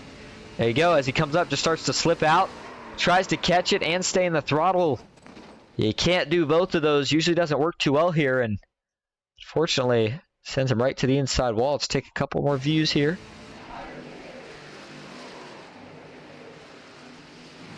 Man. And that broke the suspension, took off the front end. That could be a night ender. Luckily for Tyler, I believe he does have a fast car still, so if he does, he should be able to take it. And then, of course, the caution came out right there as the truck was slow, kind of near the racing surface. And this is probably about the third or fourth driver that we have seen tonight get caught off guard with just the truck stepping out, and then you spin, and by the time that you can think about trying to lock it down or steer out of it, you're already down by that inside wall, and there's just not been really many guys that have had a chance at saving it here tonight. Shoutcaster Sam says, is there a rule for self-spin? I have to bring out a yellow in this league. Is there a rule for self-spin to bring out a yellow in this league? I mean, I'm pretty sure it's iRacing cautions. There may be admin cautions as well, but I'm thinking that that one right there was probably an iRacing thrown caution. Again, to be fair, I mean, he had suspension issues and a bunch of other problems. You got to think he was trying to get to the access road. He never came to a full stop and tried to keep rolling, but just was a little too slow there trying to keep it steering in the right direction. And it has threw a wrench here, if you will, into the strategy. Dalton Steele is now being scored as your leader back where he started this race at. Blaze Richardson up 8 being scored in second. There's Richard Hurst now in third. Grant Turner back in fourth. Joey Hickox in fifth. Ryan Gomes sixth. Cameron Gill in seventh. William George decided to pit. He's back in eighth. Justin Parham and Stephen Hines, they also decided to pit. They are rounding out the top 10 in ninth and 10th. So these guys all decided to take fresh tires, and even with them pitting there, I don't believe they're going to be good to go on fuel. They shouldn't be, as we're not going to go green just yet, but it's still going to be over 35 laps of green flag racing, assuming that we ran the whole way. And yeah, guys, I don't believe can make it quite that long on fuel. It's pretty close, but I think you would have to save an absolute ton to make it that far. I don't think that's really going to be a valid strategy. See what words have not been in my favor here tonight. So we'll see how they decide to play it out. Should get the one to go signal this time. Those fresh tires will certainly allow them to get right back to the front here in the matter of probably just a couple to a handful of laps. Dalton Steele has got to be feeling pretty good, though, about his chances right now. Looked fast. He was one of those drivers that came in and saw him last week. I felt like the talent was there. I mean, you saw it with him getting the pole in one of his first races and all, but he just needed to kind of calm down a little bit, I think, over on the longer run. You got to have a lot of patience in these kind of races, and I think he's shown that tonight. He has done a really, really nice job with, trying to get himself this far without being damaged. The one incident he was involved in earlier was not of his doing, but he continued to recover and fight, and here he is back in the lead. Speaking of recoveries, about the man that went from a lap down to now back inside your top 10, make it top 5. Joey Hickox in the 3 truck. We saw him get the win in stage 1 with a beautiful move, and he is probably looking more for a late race restart. Certainly could see one, as it's going to be a 39 lap to go restart once we take the green right here. But this is going to be fun to watch. William George, Justin Parham, and Stephen Hines, along with anybody else in the back on fresh tires, they are going to be nonstop aggressive right here from the drop of the green, trying to get around all these guys that are on older tires. You got to take advantage of them while you've got them, and using that traffic that you're much faster than kind of as picks to hold your competition back. that's another thing we might see a little bit of here. Going to make it exciting. Going to take a ride on board for this restart here on the blimp cam. There's William George in the purple, light blue, and black 96 machine. Justin Parham and the yellow and black 19 on his inside. Here we go. Back into the Geico restart zone. 39 laps to go. We're going to crown a winner at Homestead. Green flag is back in the air. Good start for the first couple rows. The guys on fresh tires, on the other hand, did not get the best start. Richard Hurst looking to see if he can get clear the inside here of Blaze Richardson, who didn't get the best start either. Watch out now, Grant Turner. He's got to run up top. 7, almost cut off, and he makes a move. We got one spinning. Down to the inside wall. Couldn't tell who it was. And whoever it was, did they hold on? I think it might have been Cameron, and I think he did hold on. But now there's some more contact between him and the 88 of Billy Davison. Billy's also able to hang on here. Everybody is able to hold it straight for now. Back up front, it's all the 45 of Dalton Steele trying to pull away from Blaze Richardson and Richard Hurst. Grant Turner in the top line, Joey Hickox as well, and there's William George and Stephen Hines. This is where you pull out the notebook. Everybody in the field is keeping an eye on how quick these guys are able to make progress and how much progress are they able to make here. Again, fresh tires versus old tires. You would expect that they'd be able to get around these guys here within about 5 laps, but it's not quite looking that easy as of right now. William George with a good run here. Look to the inside of Grant Turner. Can't make it work that time. Let's go back to the 27 here of Cameron on this restart. And we'll speed this up to the exit of turn 2. I believe this was the truck with issues. And I'm not sure if he had gotten some help or what happened. Here you go. Coming up the track. And yeah, just gets loose by himself. But man, oh man, he wheels out of it. You see, that thing looked like, almost like it was crab walking on a certain way. Holy moly. And that might be the first guy tonight that we have seen not hit the inside wall when they have went spinning towards it. That was a heck of a save from Cameron. Keeps himself from having to use a fast pair and keeps us green flag racing. With nobody currently being good to go on fuel, you got to think that Dalton Steele loves what he's seen in the back with all that racing going on. It's allowing him to get as much of a cushion as possible. I think you got to kind of expect here that William George is going to get around all these guys eventually before he's able to set his sights on the leader. And now once he does that, Dalton Steele wants to have as much of a lead as possible, try to hold on as long as possible. And if we get a caution within the fuel window, which is going to be open here, according to some of the people in chat, actually would be open here in about 2 laps. I would say to be absolutely safe at lap 103. Man, I don't know if we're going to even make it that long right now. Oh my goodness. And Shoutcaster Sam said was surprised that last yellow wasn't an admin thrown yellow. It may have been, but I don't think it was for a single truck. It was an iRacing caution. Nonetheless, here we go. Stephen Hines, Justin Parham, they see William George having a bunch of fun up there. They're looking to see if they can go join the fight. But it looks like they're having a little bit more trouble navigating through the traffic on older tires. Richard Hurst getting caught in the middle here. Got to be careful. Grant Turner, I think, maybe cut him a little bit of a break. Let's ride on board here in the middle of this chaos with David Traylor.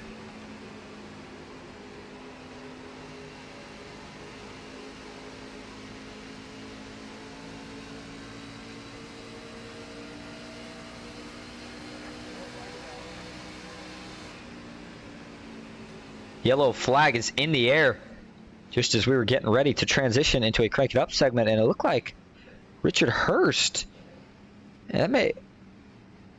What has happened? Looking for him here. Oh, and he has taken the 76 machine straight to the pits. You can see right there the front hood is pretty crumpled up.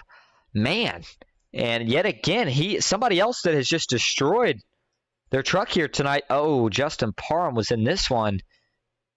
And let's see what happens here. Taking a ride from the rear. Chase. Richard starts to get a little bit loose right here. Trying to save it. He does save it initially, but then it's the second little bobble here. Him and Justin Parham get together at the same time. Justin was coming up slightly, but of course he had to come up to get off of the turn. So more or less on that one, it was just because Richard was loose. And Richard was trying everything to save it. And Justin Parham just, say, a little bit of an innocent victim in that case. More of a racing deal again. And then everybody scrambles to try to miss him. Wow. We had some big, big hits in this one here. Let's break it down a little bit farther. So once Parham and Richard Hurst, they both get turned. Big, big hit right there for Justin and Richard. Joey, I think, made slight contact. Couldn't tell just how bad it was. Looks like he's got a little bit of right front damage. He might survive the 22, though, of Ryan Gomes. He takes a big shot into that inside wall. Destroys the front end of the 22, and then Randy Bonomi not able to choose the right lane, unfortunately, and runs right into the back of Richard Hurst. And that gives those two trucks a lot of damage as well. And I know Richard Hurst is in VR. This had to get him a little dizzy. Watch all these spins and hits.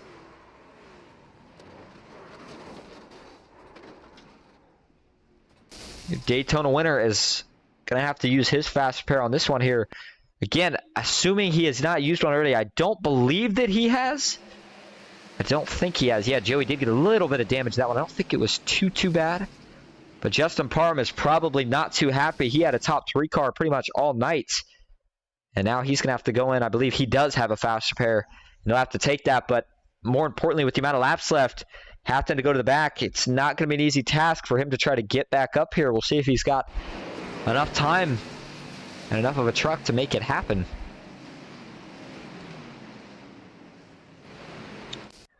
So that was your 10th caution of the night. Richard's still in the pits. He had to tow it, so he's waiting for that tow bill to be paid so he can use a fast pair, of course, if he's got one. And we are now 103 of 33 laps completed here as we cross the line. This time it'll be 30 laps to go. And certainly not too surprised here. Stephen Hines staying out. That does throw me for a little bit of a loop. Dalton Steele, I believe he decided to pit. Robert Dudley, Matthew Dyer, William George. And did George decide to pit again here? That's a little bit of a surprising strategy. I feel like he just kind of pitted. Wouldn't have thought that he would have wanted to pit again, but maybe felt like he used up his tires more than he would have liked right there. So I do believe William George did decide to pit, get himself some more fresh tires. And now most of these guys may be on either their last set or with only one more set remaining in the pits. So they're going to have to be a little bit more selective of when they take them. And as we continue to pace here, get ready for the green flag here, what could potentially be the final restart of the night. Taking a look at the NOMA schedule. We usually take a look at it each week. We're not going to look too far ahead here, but again, it was Miami this week. Next Saturday, we head to Kentucky. Saturday after that's going to be an off week, followed by this stretch of tracks right here. I continue to say I'm really excited for. It's going to be the Brickyard, followed by Talladega Super Speedway. Then we head to Charlotte and the All-Star race just before the playoffs start on October 21st. That is going to be at New Atlanta. That is going to be a fun one. Always love to see how the format plays out. Kentucky next week is going to be in the afternoon. Indy and Talladega will be in the day. Little while before we have our next night race, as the All-Star race in Atlanta will probably not be under the lights. And so you got to look all the way ahead to Kansas in November 4th, on November 4th rather. That is the next night race in line. And then Las Vegas, Chicagoland, and Texas, our last 3 races of the season, they will all be night races to finish things up at. So a pretty fun schedule coming up. And in fact, next place that we had here on Ghost Racing Network. In fact, let's head over for advertisements and announcements real quick here just before we get ready to go back green. It is going to be to the Fast Track Sim Racing Cup Series. The playoffs had the first round of the playoffs last week at Darlington. It was a thriller. This week, we head to Kansas, one of the fastest 1.5 and one of the best racing tracks that we get to see here in iRacing. Multiple grooves. We'll see who can win it at Kansas. It's the Kansas Fall 200 second race in the round of 16. And somebody looking to see if they can lock themselves into the next round, round of 12. We'll have to see who it's going to be. Either way, make sure you tune in. Don't want to miss out on that one. Back on track. Pace car getting ready to pull off. Again, it's looking like it is going to be, I believe, 28 laps to go. Excuse me, 28 laps to go, rather, when we cross the line. Green flag is back in the air. It's a good jump for David Traylor. First time he's had the lead here tonight, but a lot of Dyson already going on out back. You can tell each restart, guys get more and more desperate for track position. And Traylor single files out with Dalton Steele. We will see who can make what moves work and how quick they can make them work. Joey Hickox further back there, you saw he still got a little bit of damage into turns 3 The 45 trying to close in. Dalton Steele has had a pretty good short run truck here tonight. Long run not quite as good. But man, he's been enjoying the clean air. Doesn't have it yet, but he's so close to getting it. Joey Hickox loses another position to his teammate. I think he might have bobbled a little bit there off turn 4. Caution's out. And we got another wreck here in the back. Jeff Carl, Sam Boutwell, Robert E. Morrison. And couldn't tell who else that was involved. Justin Parham. Oh, man, Justin involved in this one as well. And, oh, he tows it. That is probably going to end the 19's night. Man, bad to worse for the 19. Let's take a look what happens here. Now, these guys have been about 3, maybe 4 wide. No, I don't think they got to 4. Oh, no, they did. 4 wide. Yeah, it's not going to work too well here. They tried it, though, and just some slight contact. I don't think Justin necessarily does anything wrong. He has a big run. This is all a result of up ahead, the 27, Cameron Gill. He gets into the outside wall. Does Jeff Carl as well, actually. Yeah, both of them, the 98 and the 27, both get into the outside wall, so that allows kind of this group to catch up really quick. Justin trying to come down, and then there might have been slight net code between him and Albert Hewins. It was really, really close. See if we can get a better angle of it here. I think there was some slight net code. Yeah, there was a decent amount of net code right there between Justin Parham and Albert Hewins. They may not have touched if it wasn't for that net code, and then, of course, that sends Hewins up into that outside wall with a big hit. Jeff Carl just nowhere to go, and then slide back down the track here. Sam Boutwell and Robert E. Morrison were both trying to dodge it, and then they're just going to get caught up here. Tyler Dudley makes some contact with the back end of Robert Morrison. I don't think he's going to get too much damage. Definitely looks like Justin Parham is going to get the worst of it right here. And, man, Sam did a pretty good job of missing it initially. Unfortunately, when he got turned. And speaking of turn, Jeff Carl got turned a second time there, and it looked like he got a pretty good shot into that outside wall. Let's take a couple more looks.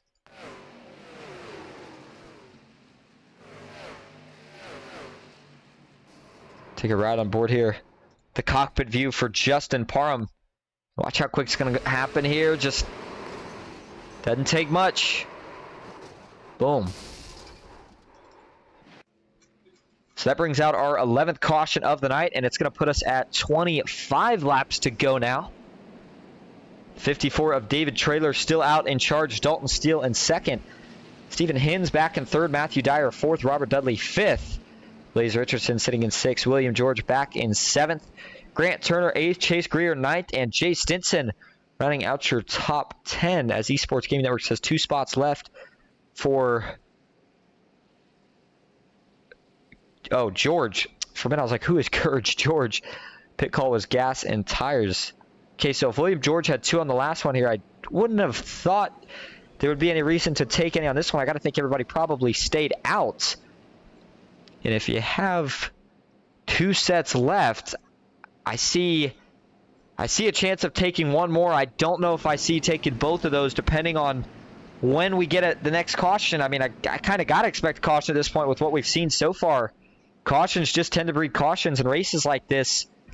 And track position is just so important that the amount of cautions we've got, if you've got the track position, I almost think you got to keep it and just maybe hope we get a couple more. You don't have to run as many laps under green, but Dalton Steele is going to have another shot here at David Traylor. We'll see if he can take advantage of it this time, maybe get around that 54 truck. By the way, shout out to David. Could get his first win of the season here tonight. Quite a few guys could. Dalton Steele, Stephen Hines, Robert Dudley, Blaze Richardson, William George, Grant Turner, Chase Greer, Jay Stinson. I mean, everybody but one guy right now inside your top 10. It would be their first win of the season here for the NOMA Truck Series. And man, tell you what, if you can get it done at Homestead through a race like what we saw tonight, it's been endurance.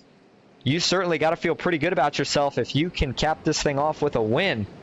Saw Joey Hickox get the win in stage 1.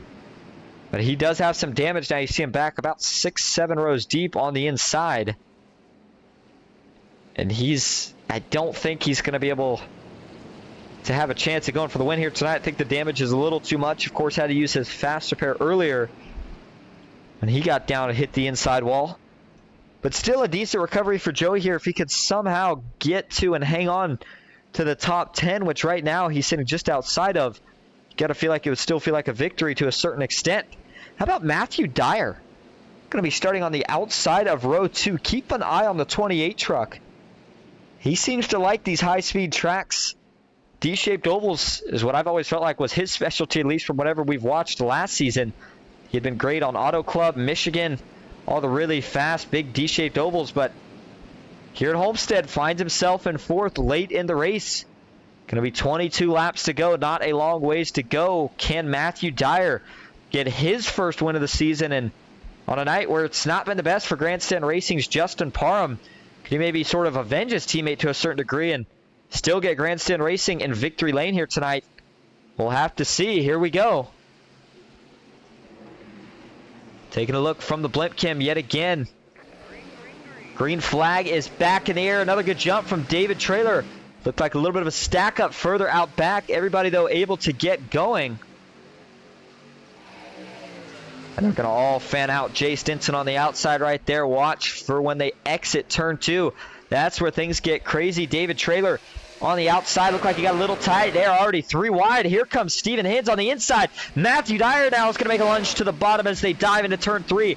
Can he get clear? He does. What a power move from the 28 truck. He is your new leader with 22 laps to go, and he looks like he's ready to pull away. Wow.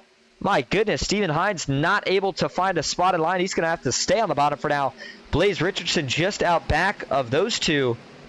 David Traylor's not going to give this thing up too easily. Ducked back down to the inside. Was able to get some clean air on the nose. Looking for a lot of draft. We got a couple trucks tagging that outside wall off of turn 2.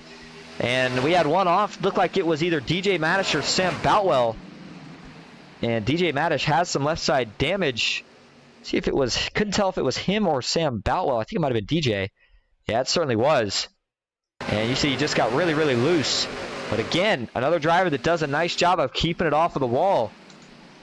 That left side damage might hurt him a little bit, but he hangs on and we stay green. David Traylor now heating up the back bumper again. He's going to look to the inside just when you thought Dyer was going to pull away with it.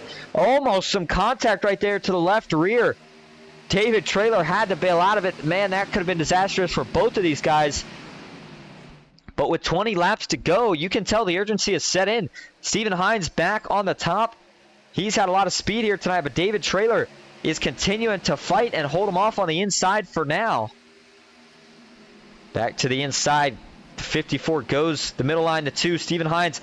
This right here is exactly what Matthew Dyer needs to see. The longer those two run side by side, the more he could pull away. They do single file back out now. And look like, oh man, the 45 of Dalton Steele got offline. Thought he was going into the inside wall. He was able to gather it up. Chase Greer in the 40 truck. Back inside the top 10. Up 6 from where he started. Jay with a little bobble right there. And it is a 3-way battle for lead right now. The gap between first and second at 0.3 of a second. And David Traylor. Yellow flag is out, so it's not going to matter. Let's hold on just a minute. Randy Bonomi has spun. Not sure if he got any help. Does look like he was the only man involved in that one. Let's go back, take a look at it. And is he going to get some help off a turn? This wasn't even off turn 4. Actually, may have been. Looking at the blimp cam here. Oh, yeah, Randy gets a little wiggle. Looks like he got it straightened out, though. And then, oh, the 27 truck of Cameron had been in the wall. And everybody was trying to dodge him. Not just the 27 truck, just getting a little tight, a little bit of a wiggle. Big wiggle, actually, overcorrects. Boom, big shot into the outside wall. Ed sends everybody scattering to try to miss it. Most of them do, but Jeff Carl not able to check up as Randy Bonomi put on the brakes. And, yeah, just tags the 66 of Bonomi, sends him pretty hard into that inside wall, rather. And then 27 of Cameron was able to keep it up on the outside wall. But I think Randy probably got the worst of this. Let's back this up. Take a couple different angles of it. And, oh, man, got to think Randy's probably not too happy about that one. Seemed like he might have had it avoided, but sometimes certain guys are focusing on different things, different times. And see the 98 of Jeff Carl just not able to check up. He tried to swerve and miss him, it looked like the last second, but just unfortunately a little bit too little too late. Let's take a ride on board here with Randy. Back this up. And see how quickly he was able to recognize it. A little bit of a slide. And right there, Randy puts on the brakes, looking to go to the inside, and man. Pretty big hit for the 66 machine, and it gives us our 12th caution of the night. If we get one more caution before this thing's all said and done, then we will continue that average of a caution every 10 laps. And with 16 laps to go, it's going to be a restart with probably 13 or 14 to go. Matthew Dyer going to be your leader. David Traylor in second. Stephen Hines back in third. Blaze Richardson in fourth. William George running out your top 5. Tell you what, let's go see if we can get a quick word here with Grandstand Racing's Matthew Dyer.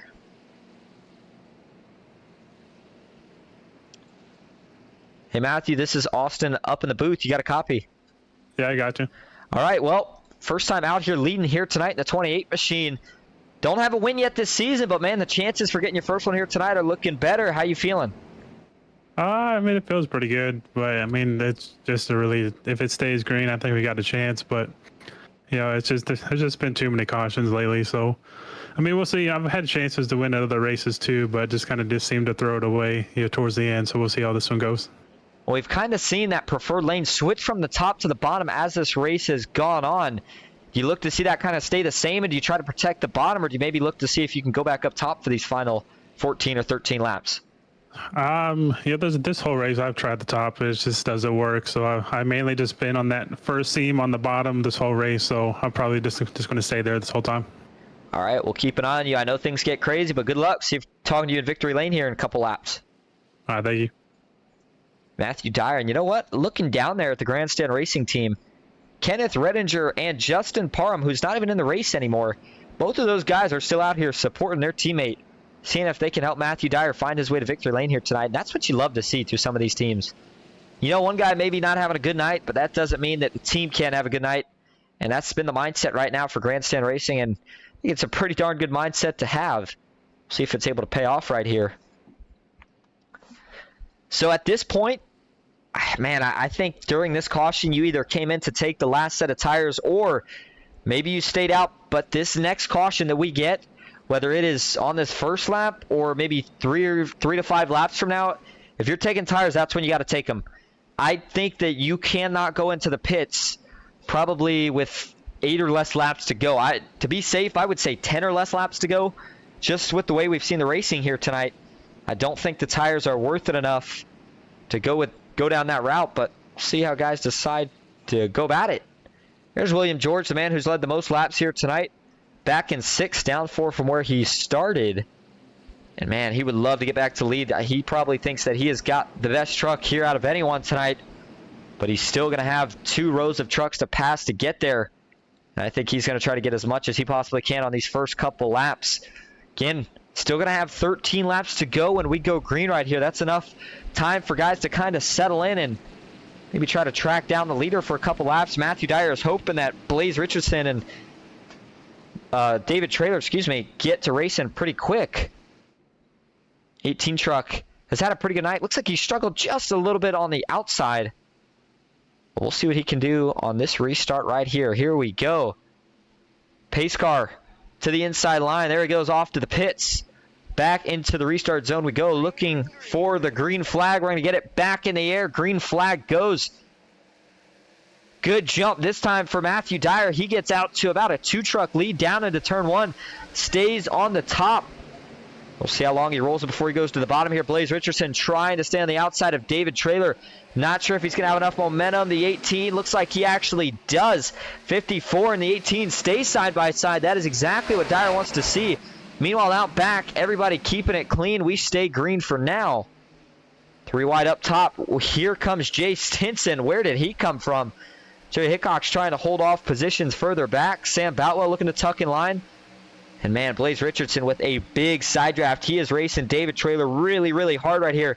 Stephen Hines, nothing he can do except kind of watch and wait at this point. Now he's to the inside of the 18 as David Traylor was able to get clear, got a little loose. We'll see Blaze is looking like he's thinking about diving back to the inside right here. Does he do it? He does, but it's not enough to really gain any position. William George has moved up a spot. He now sits behind Stephen Hines. He's still got a lot of work ahead of him. He's going to run out of time. He's got to find a way around this 2 truck. 11 laps to go. Hines and George were the battle for the lead for quite a bit throughout this race. Arguably the 2 fastest trucks, if you will. But man, Matthew Dyer here late in the going has just came to life. And at this point, you heard him on his interview. He said he is hoping that this thing goes green the rest of the way. He feels like he's got a pretty good chance. But I don't think he's going to be able to just walk away with this thing just yet. The 54 of David Traylor is trying to hold him at about 3 to 4 tenths of a second. Who can be smoother here and who is going to use up their stuff first? Dyer running that middle line. I thought he would run a little bit lower, but he likes it in the middle. The truck seems pretty stable. On the other hand, you got David Traylor, who is running the bottom. And take a cockpit view here for a lap or so. And as they dive down into the turn, 2 different approaches there. It actually looked like Dyer was able to get into the corner a little bit deeper. You saw the fire out of the pipes a little bit later. But that did allow David Traylor to get a pretty good exit. In fact, he closes it up by about half a tenth down the straightaway because of it. And right there through the center, you see Dyer's truck holds the middle.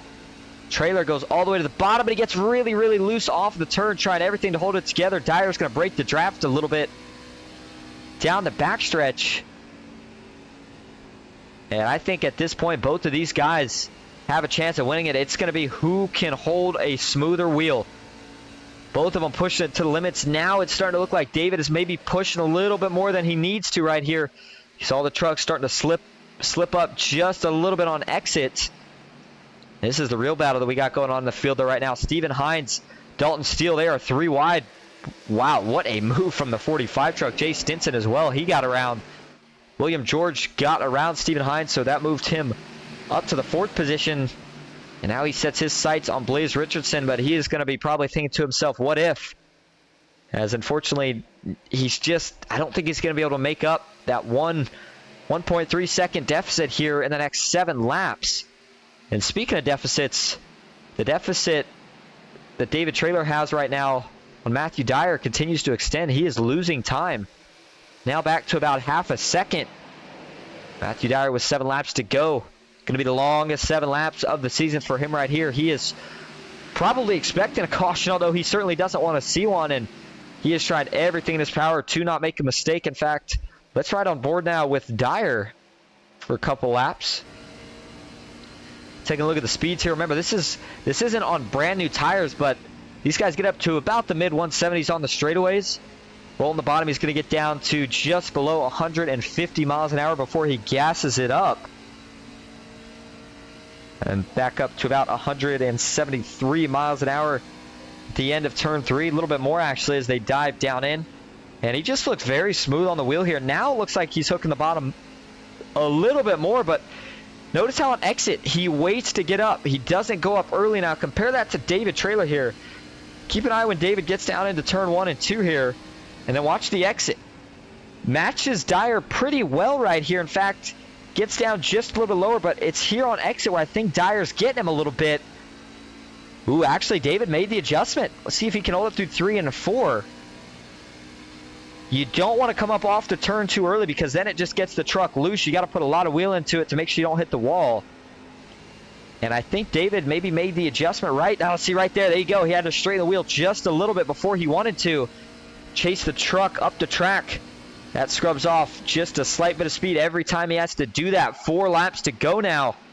And 4/10 of a second is the deficit. William George, Blaze Richardson battling a little bit. Looks like George was able to get around. So now William George on the opposite side of Matthew Dyer. He is probably saying, can we please get a caution? We might get one. 2 trucks off, spinning to the inside. I think it's going to draw one. It does. And hold on just a minute here. It was Russ Kilgore and DJ Maddish, I believe.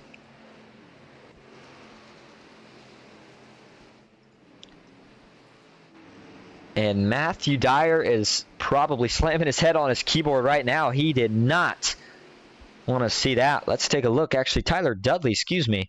I had the drivers incorrect. Russ Kilgore and Tyler Dudley was who it was. And here we go. Does Tyler just get a little bit loose here? Or is it Russ who gets loose? Oh, looks like it's Russ. Russ gets big time loose. And it comes down here. Let's back that up. Yeah, the 4, I mean, he's way out of shape here on exit, sliding up the track. And that's what I'm talking about, where you get up the track on exit too early and you just got to put all that extra wheel into it. The back end doesn't like it. Starts to poke out to the right and gets down into Tyler Dudley pretty hard now. The 15, yeah, he's not going to save this one. Boom. Big hit to the left side for Dudley. I think Russ was able to sneak away unscathed. Yeah, he was. So Tyler, the only one who got damage from this, as nobody else was collected besides these two guys right here. Let's take a couple more views.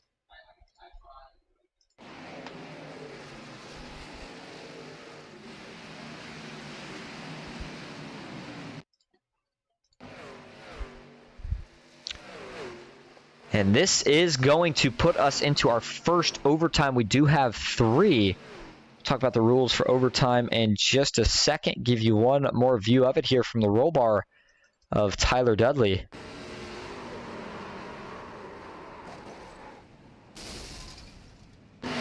And that brings out our 13th caution here of the night.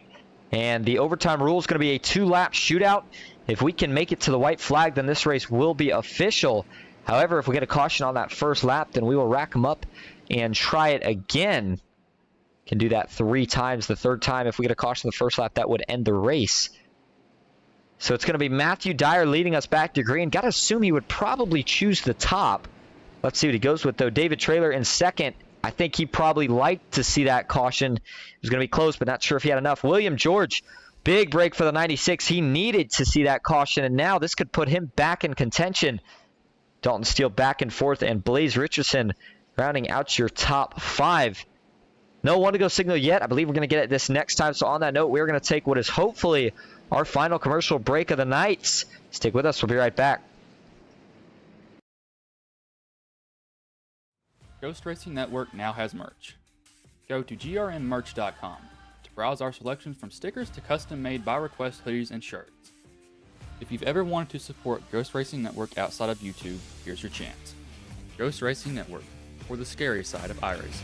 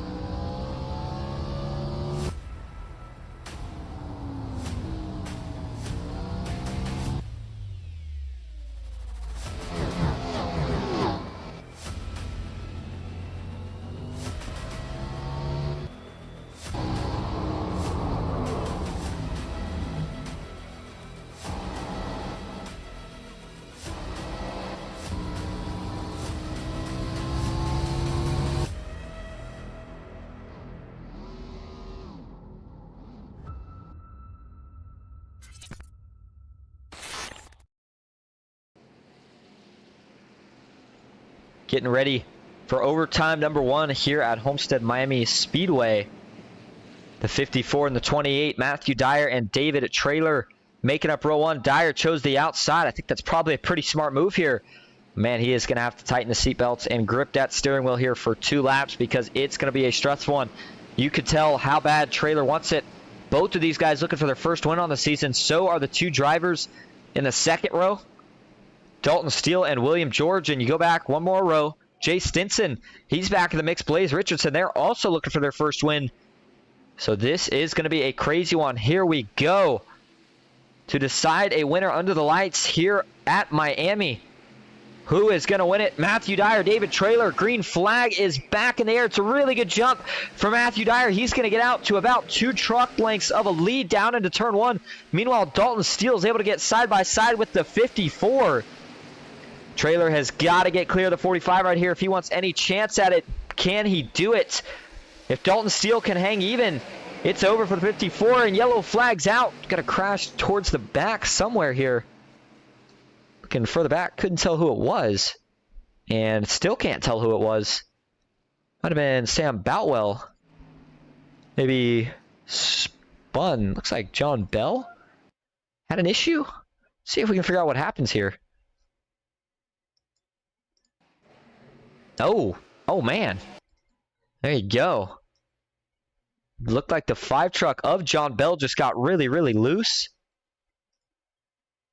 And back it up a little further here.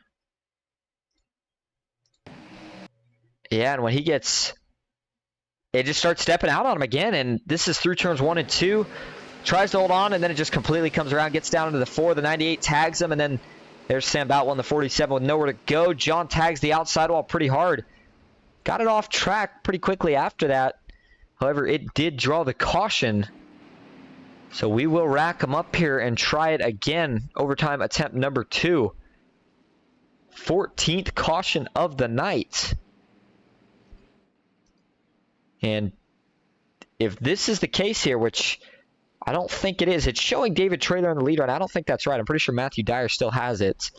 Yeah, sure enough, because I was going to say that'd be a pretty big development here on that last restart if that were to be the case. Now, what is a development is that Dalton Steele has taken that position from William George, so that's going to push William to the outside of row 2 and put the 45 of Dalton Steele on the inside of row 2. Blaze Richardson still rounding out your top 5. Jay Stinson in 6th. Grant Turner back in 7th. Stephen Hines in 8th. Matthew Fritz in 9th. Chase Greer back in 10th. Grant still hanging around, one of our guys on the driver camp, and he's been hanging around long enough to get himself right back up here into the top 10.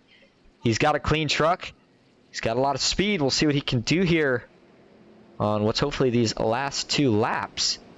And if you had tires at this point, I don't think you go and take them. I just don't think it's really a good idea at this point. We'll have to see, as it looks like Shoutcaster Sam says, can David Traylor make it on fuel?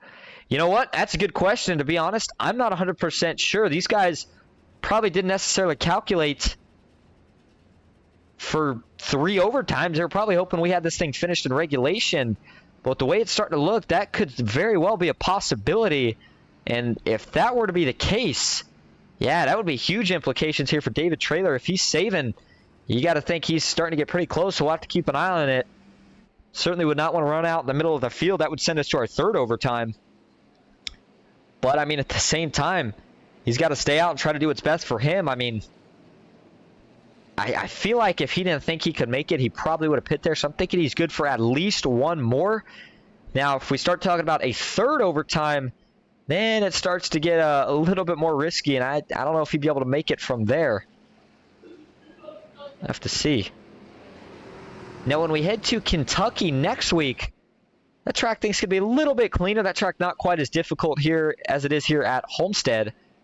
And last time we were there, first race I did for the NOMA Truck Series, we saw Kenneth Redinger get the win.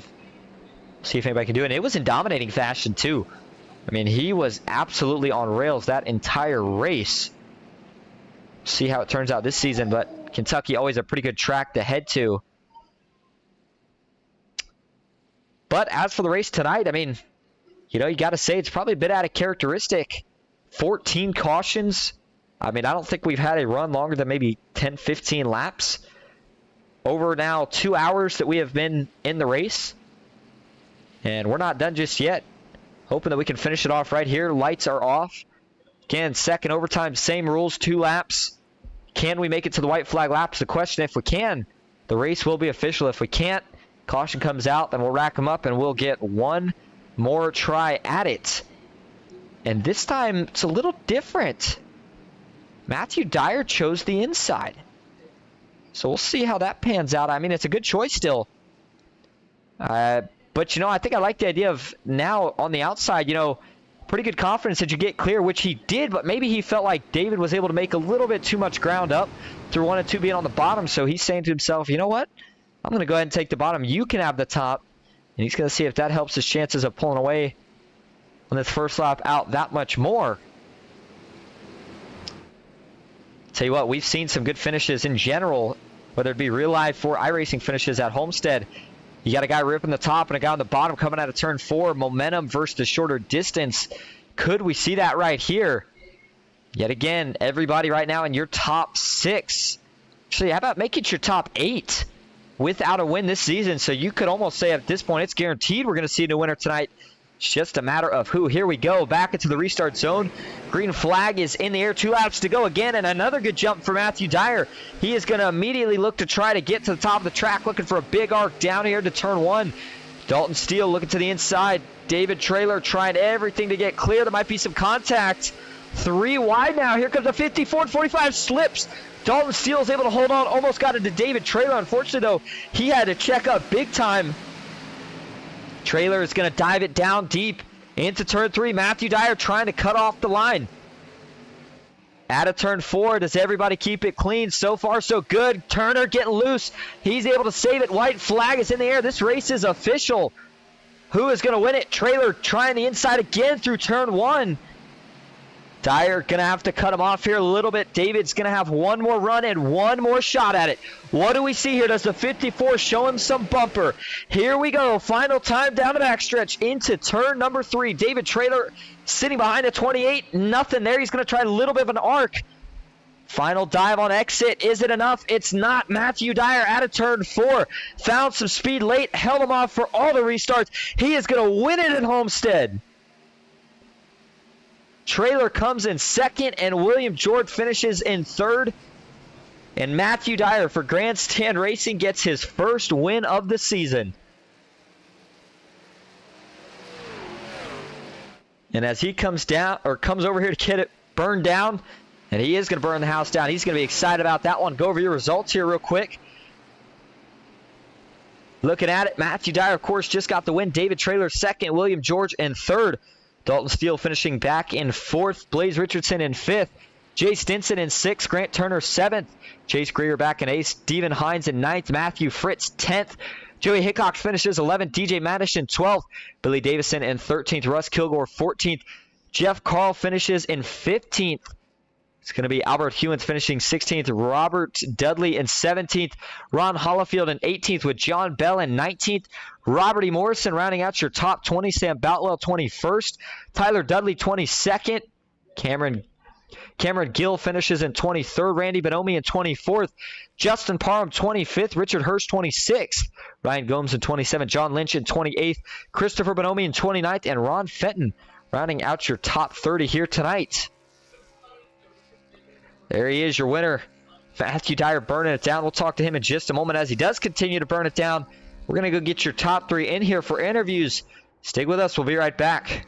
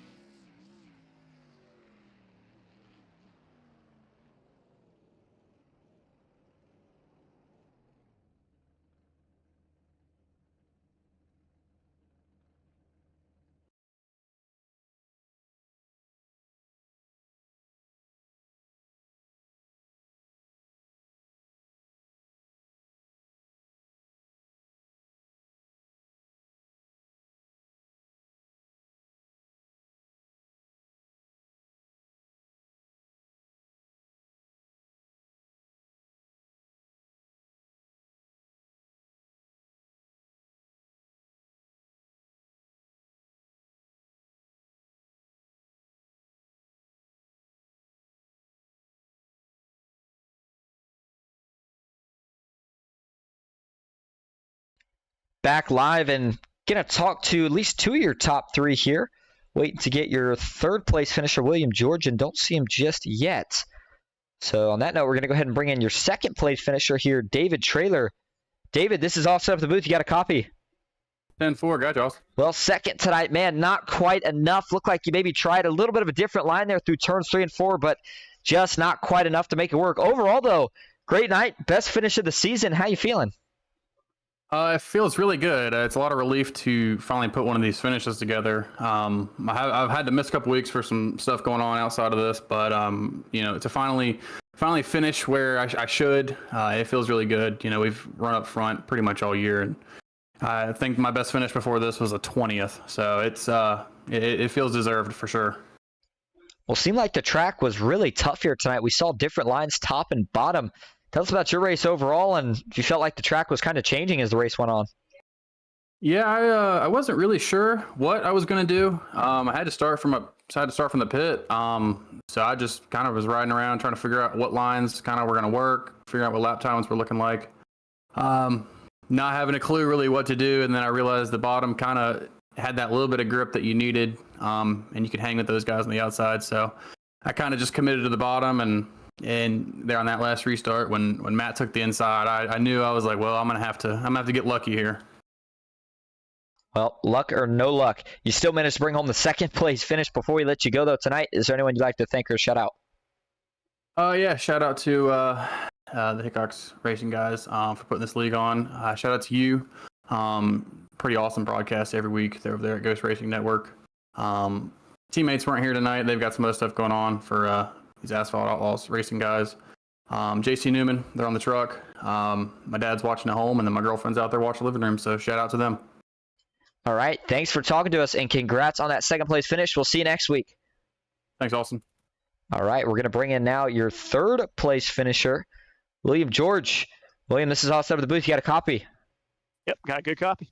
Well, arguably the fastest truck for most of the night. Unfortunately, things at the end there with all the restarts didn't quite work out. Tell us about your night and what more you think you could have needed there at the end. I couldn't tell you. All I needed was a little bit of luck. I knew I was dominant, but I just needed a little bit of luck, and it didn't fall out. But hey, I ain't complaining. Got a nice, solid podium, my first podium of the season, so I can't complain. Well, you keep stringing together good runs at some point in these races, and it seems like you're getting closer and closer to that first win of the season. Head to Kentucky next week. Is that maybe the place we see it? Hopefully, because I'm really good there, and I do a lot of testing there anyway, so hopefully, maybe. All right, well, we'll be keeping an eye on it. Before we let you go, though, is there anyone you'd like to thank or shout out tonight? I want to thank Esports Gaming Network. Tomorrow we got a really, really important race with Lone Star E-Racing League. It's a suicide prevention race. We've been raising money for that event, and right now there's 54 trucks registered for this race, and we're actually giving away a Meta VR headset, and we're sponsoring that race. All right, make sure you guys go check it out. If you're hanging out on iRacing tomorrow, there you go. Hey, thanks for talking to us, William, and congrats on the third place finish. We'll see you next week. I appreciate it, man. All right, and we're going to bring in now your winner, Grandstand Racing's Matthew Dyer. Matthew, also up at the booth, you got a copy? Yeah, got you. Well, you wanted to see it go green the rest of the way. That part didn't happen, but you also wanted to get the win. That part did happen. How did you get it done there towards the end? Towards the end, it definitely goes back to that restart with, I think, about 24 laps to go, where I got that huge run and was just able just to pass, second and third, and then get a good enough run to where I was on the inside of David, going into three. So that definitely put me in a good spot, and just really just ran the same line I ran all day. That was the first time up in the front, and felt good to be up there to see what kind of truck I had, and I definitely had a good truck. Well, you look ahead to the playoffs. I know we still got a little ways, but this win obviously gives you all the confidence in the world going into it and takes kind of the stress, the pressure off to a certain degree. How do you feel this is going to affect the rest of your season going forward now that you got that first win of the season under your belt? I think it feels good. I think just having the bad luck, finally go away. There were several times where I could have got a win early in the season, but with my luck, it didn't come out. But I think heading into the playoffs, we have a pretty good shot. I think if that last race last year would have went green, I think we would have had a shot to beat Kenneth on fuel mileage. But we ended up just finishing second in the championship last season, so I think we have a pretty good shot this season too. All right. Before we let you go tonight, is there anyone you'd like to thank or shout out? Yeah, just huge shout out to you for broadcasting each week, and shout out to not only Jay and Jason, and I'm going blank on names, but just the whole admin team, for putting on this thing every week and putting on a good show. It's great to see how many cars we have this week. Huge shout out to Nightfall Graphics for this paint scheme. Shout out to BRN as well. So it's a pretty good day for us boys. Certainly was. Hey, thanks for talking to us, Matthew. Congrats on the win, and we will see you next week at Kentucky. All right, thank you. All right, Matthew Dyer, your winner tonight at Homestead.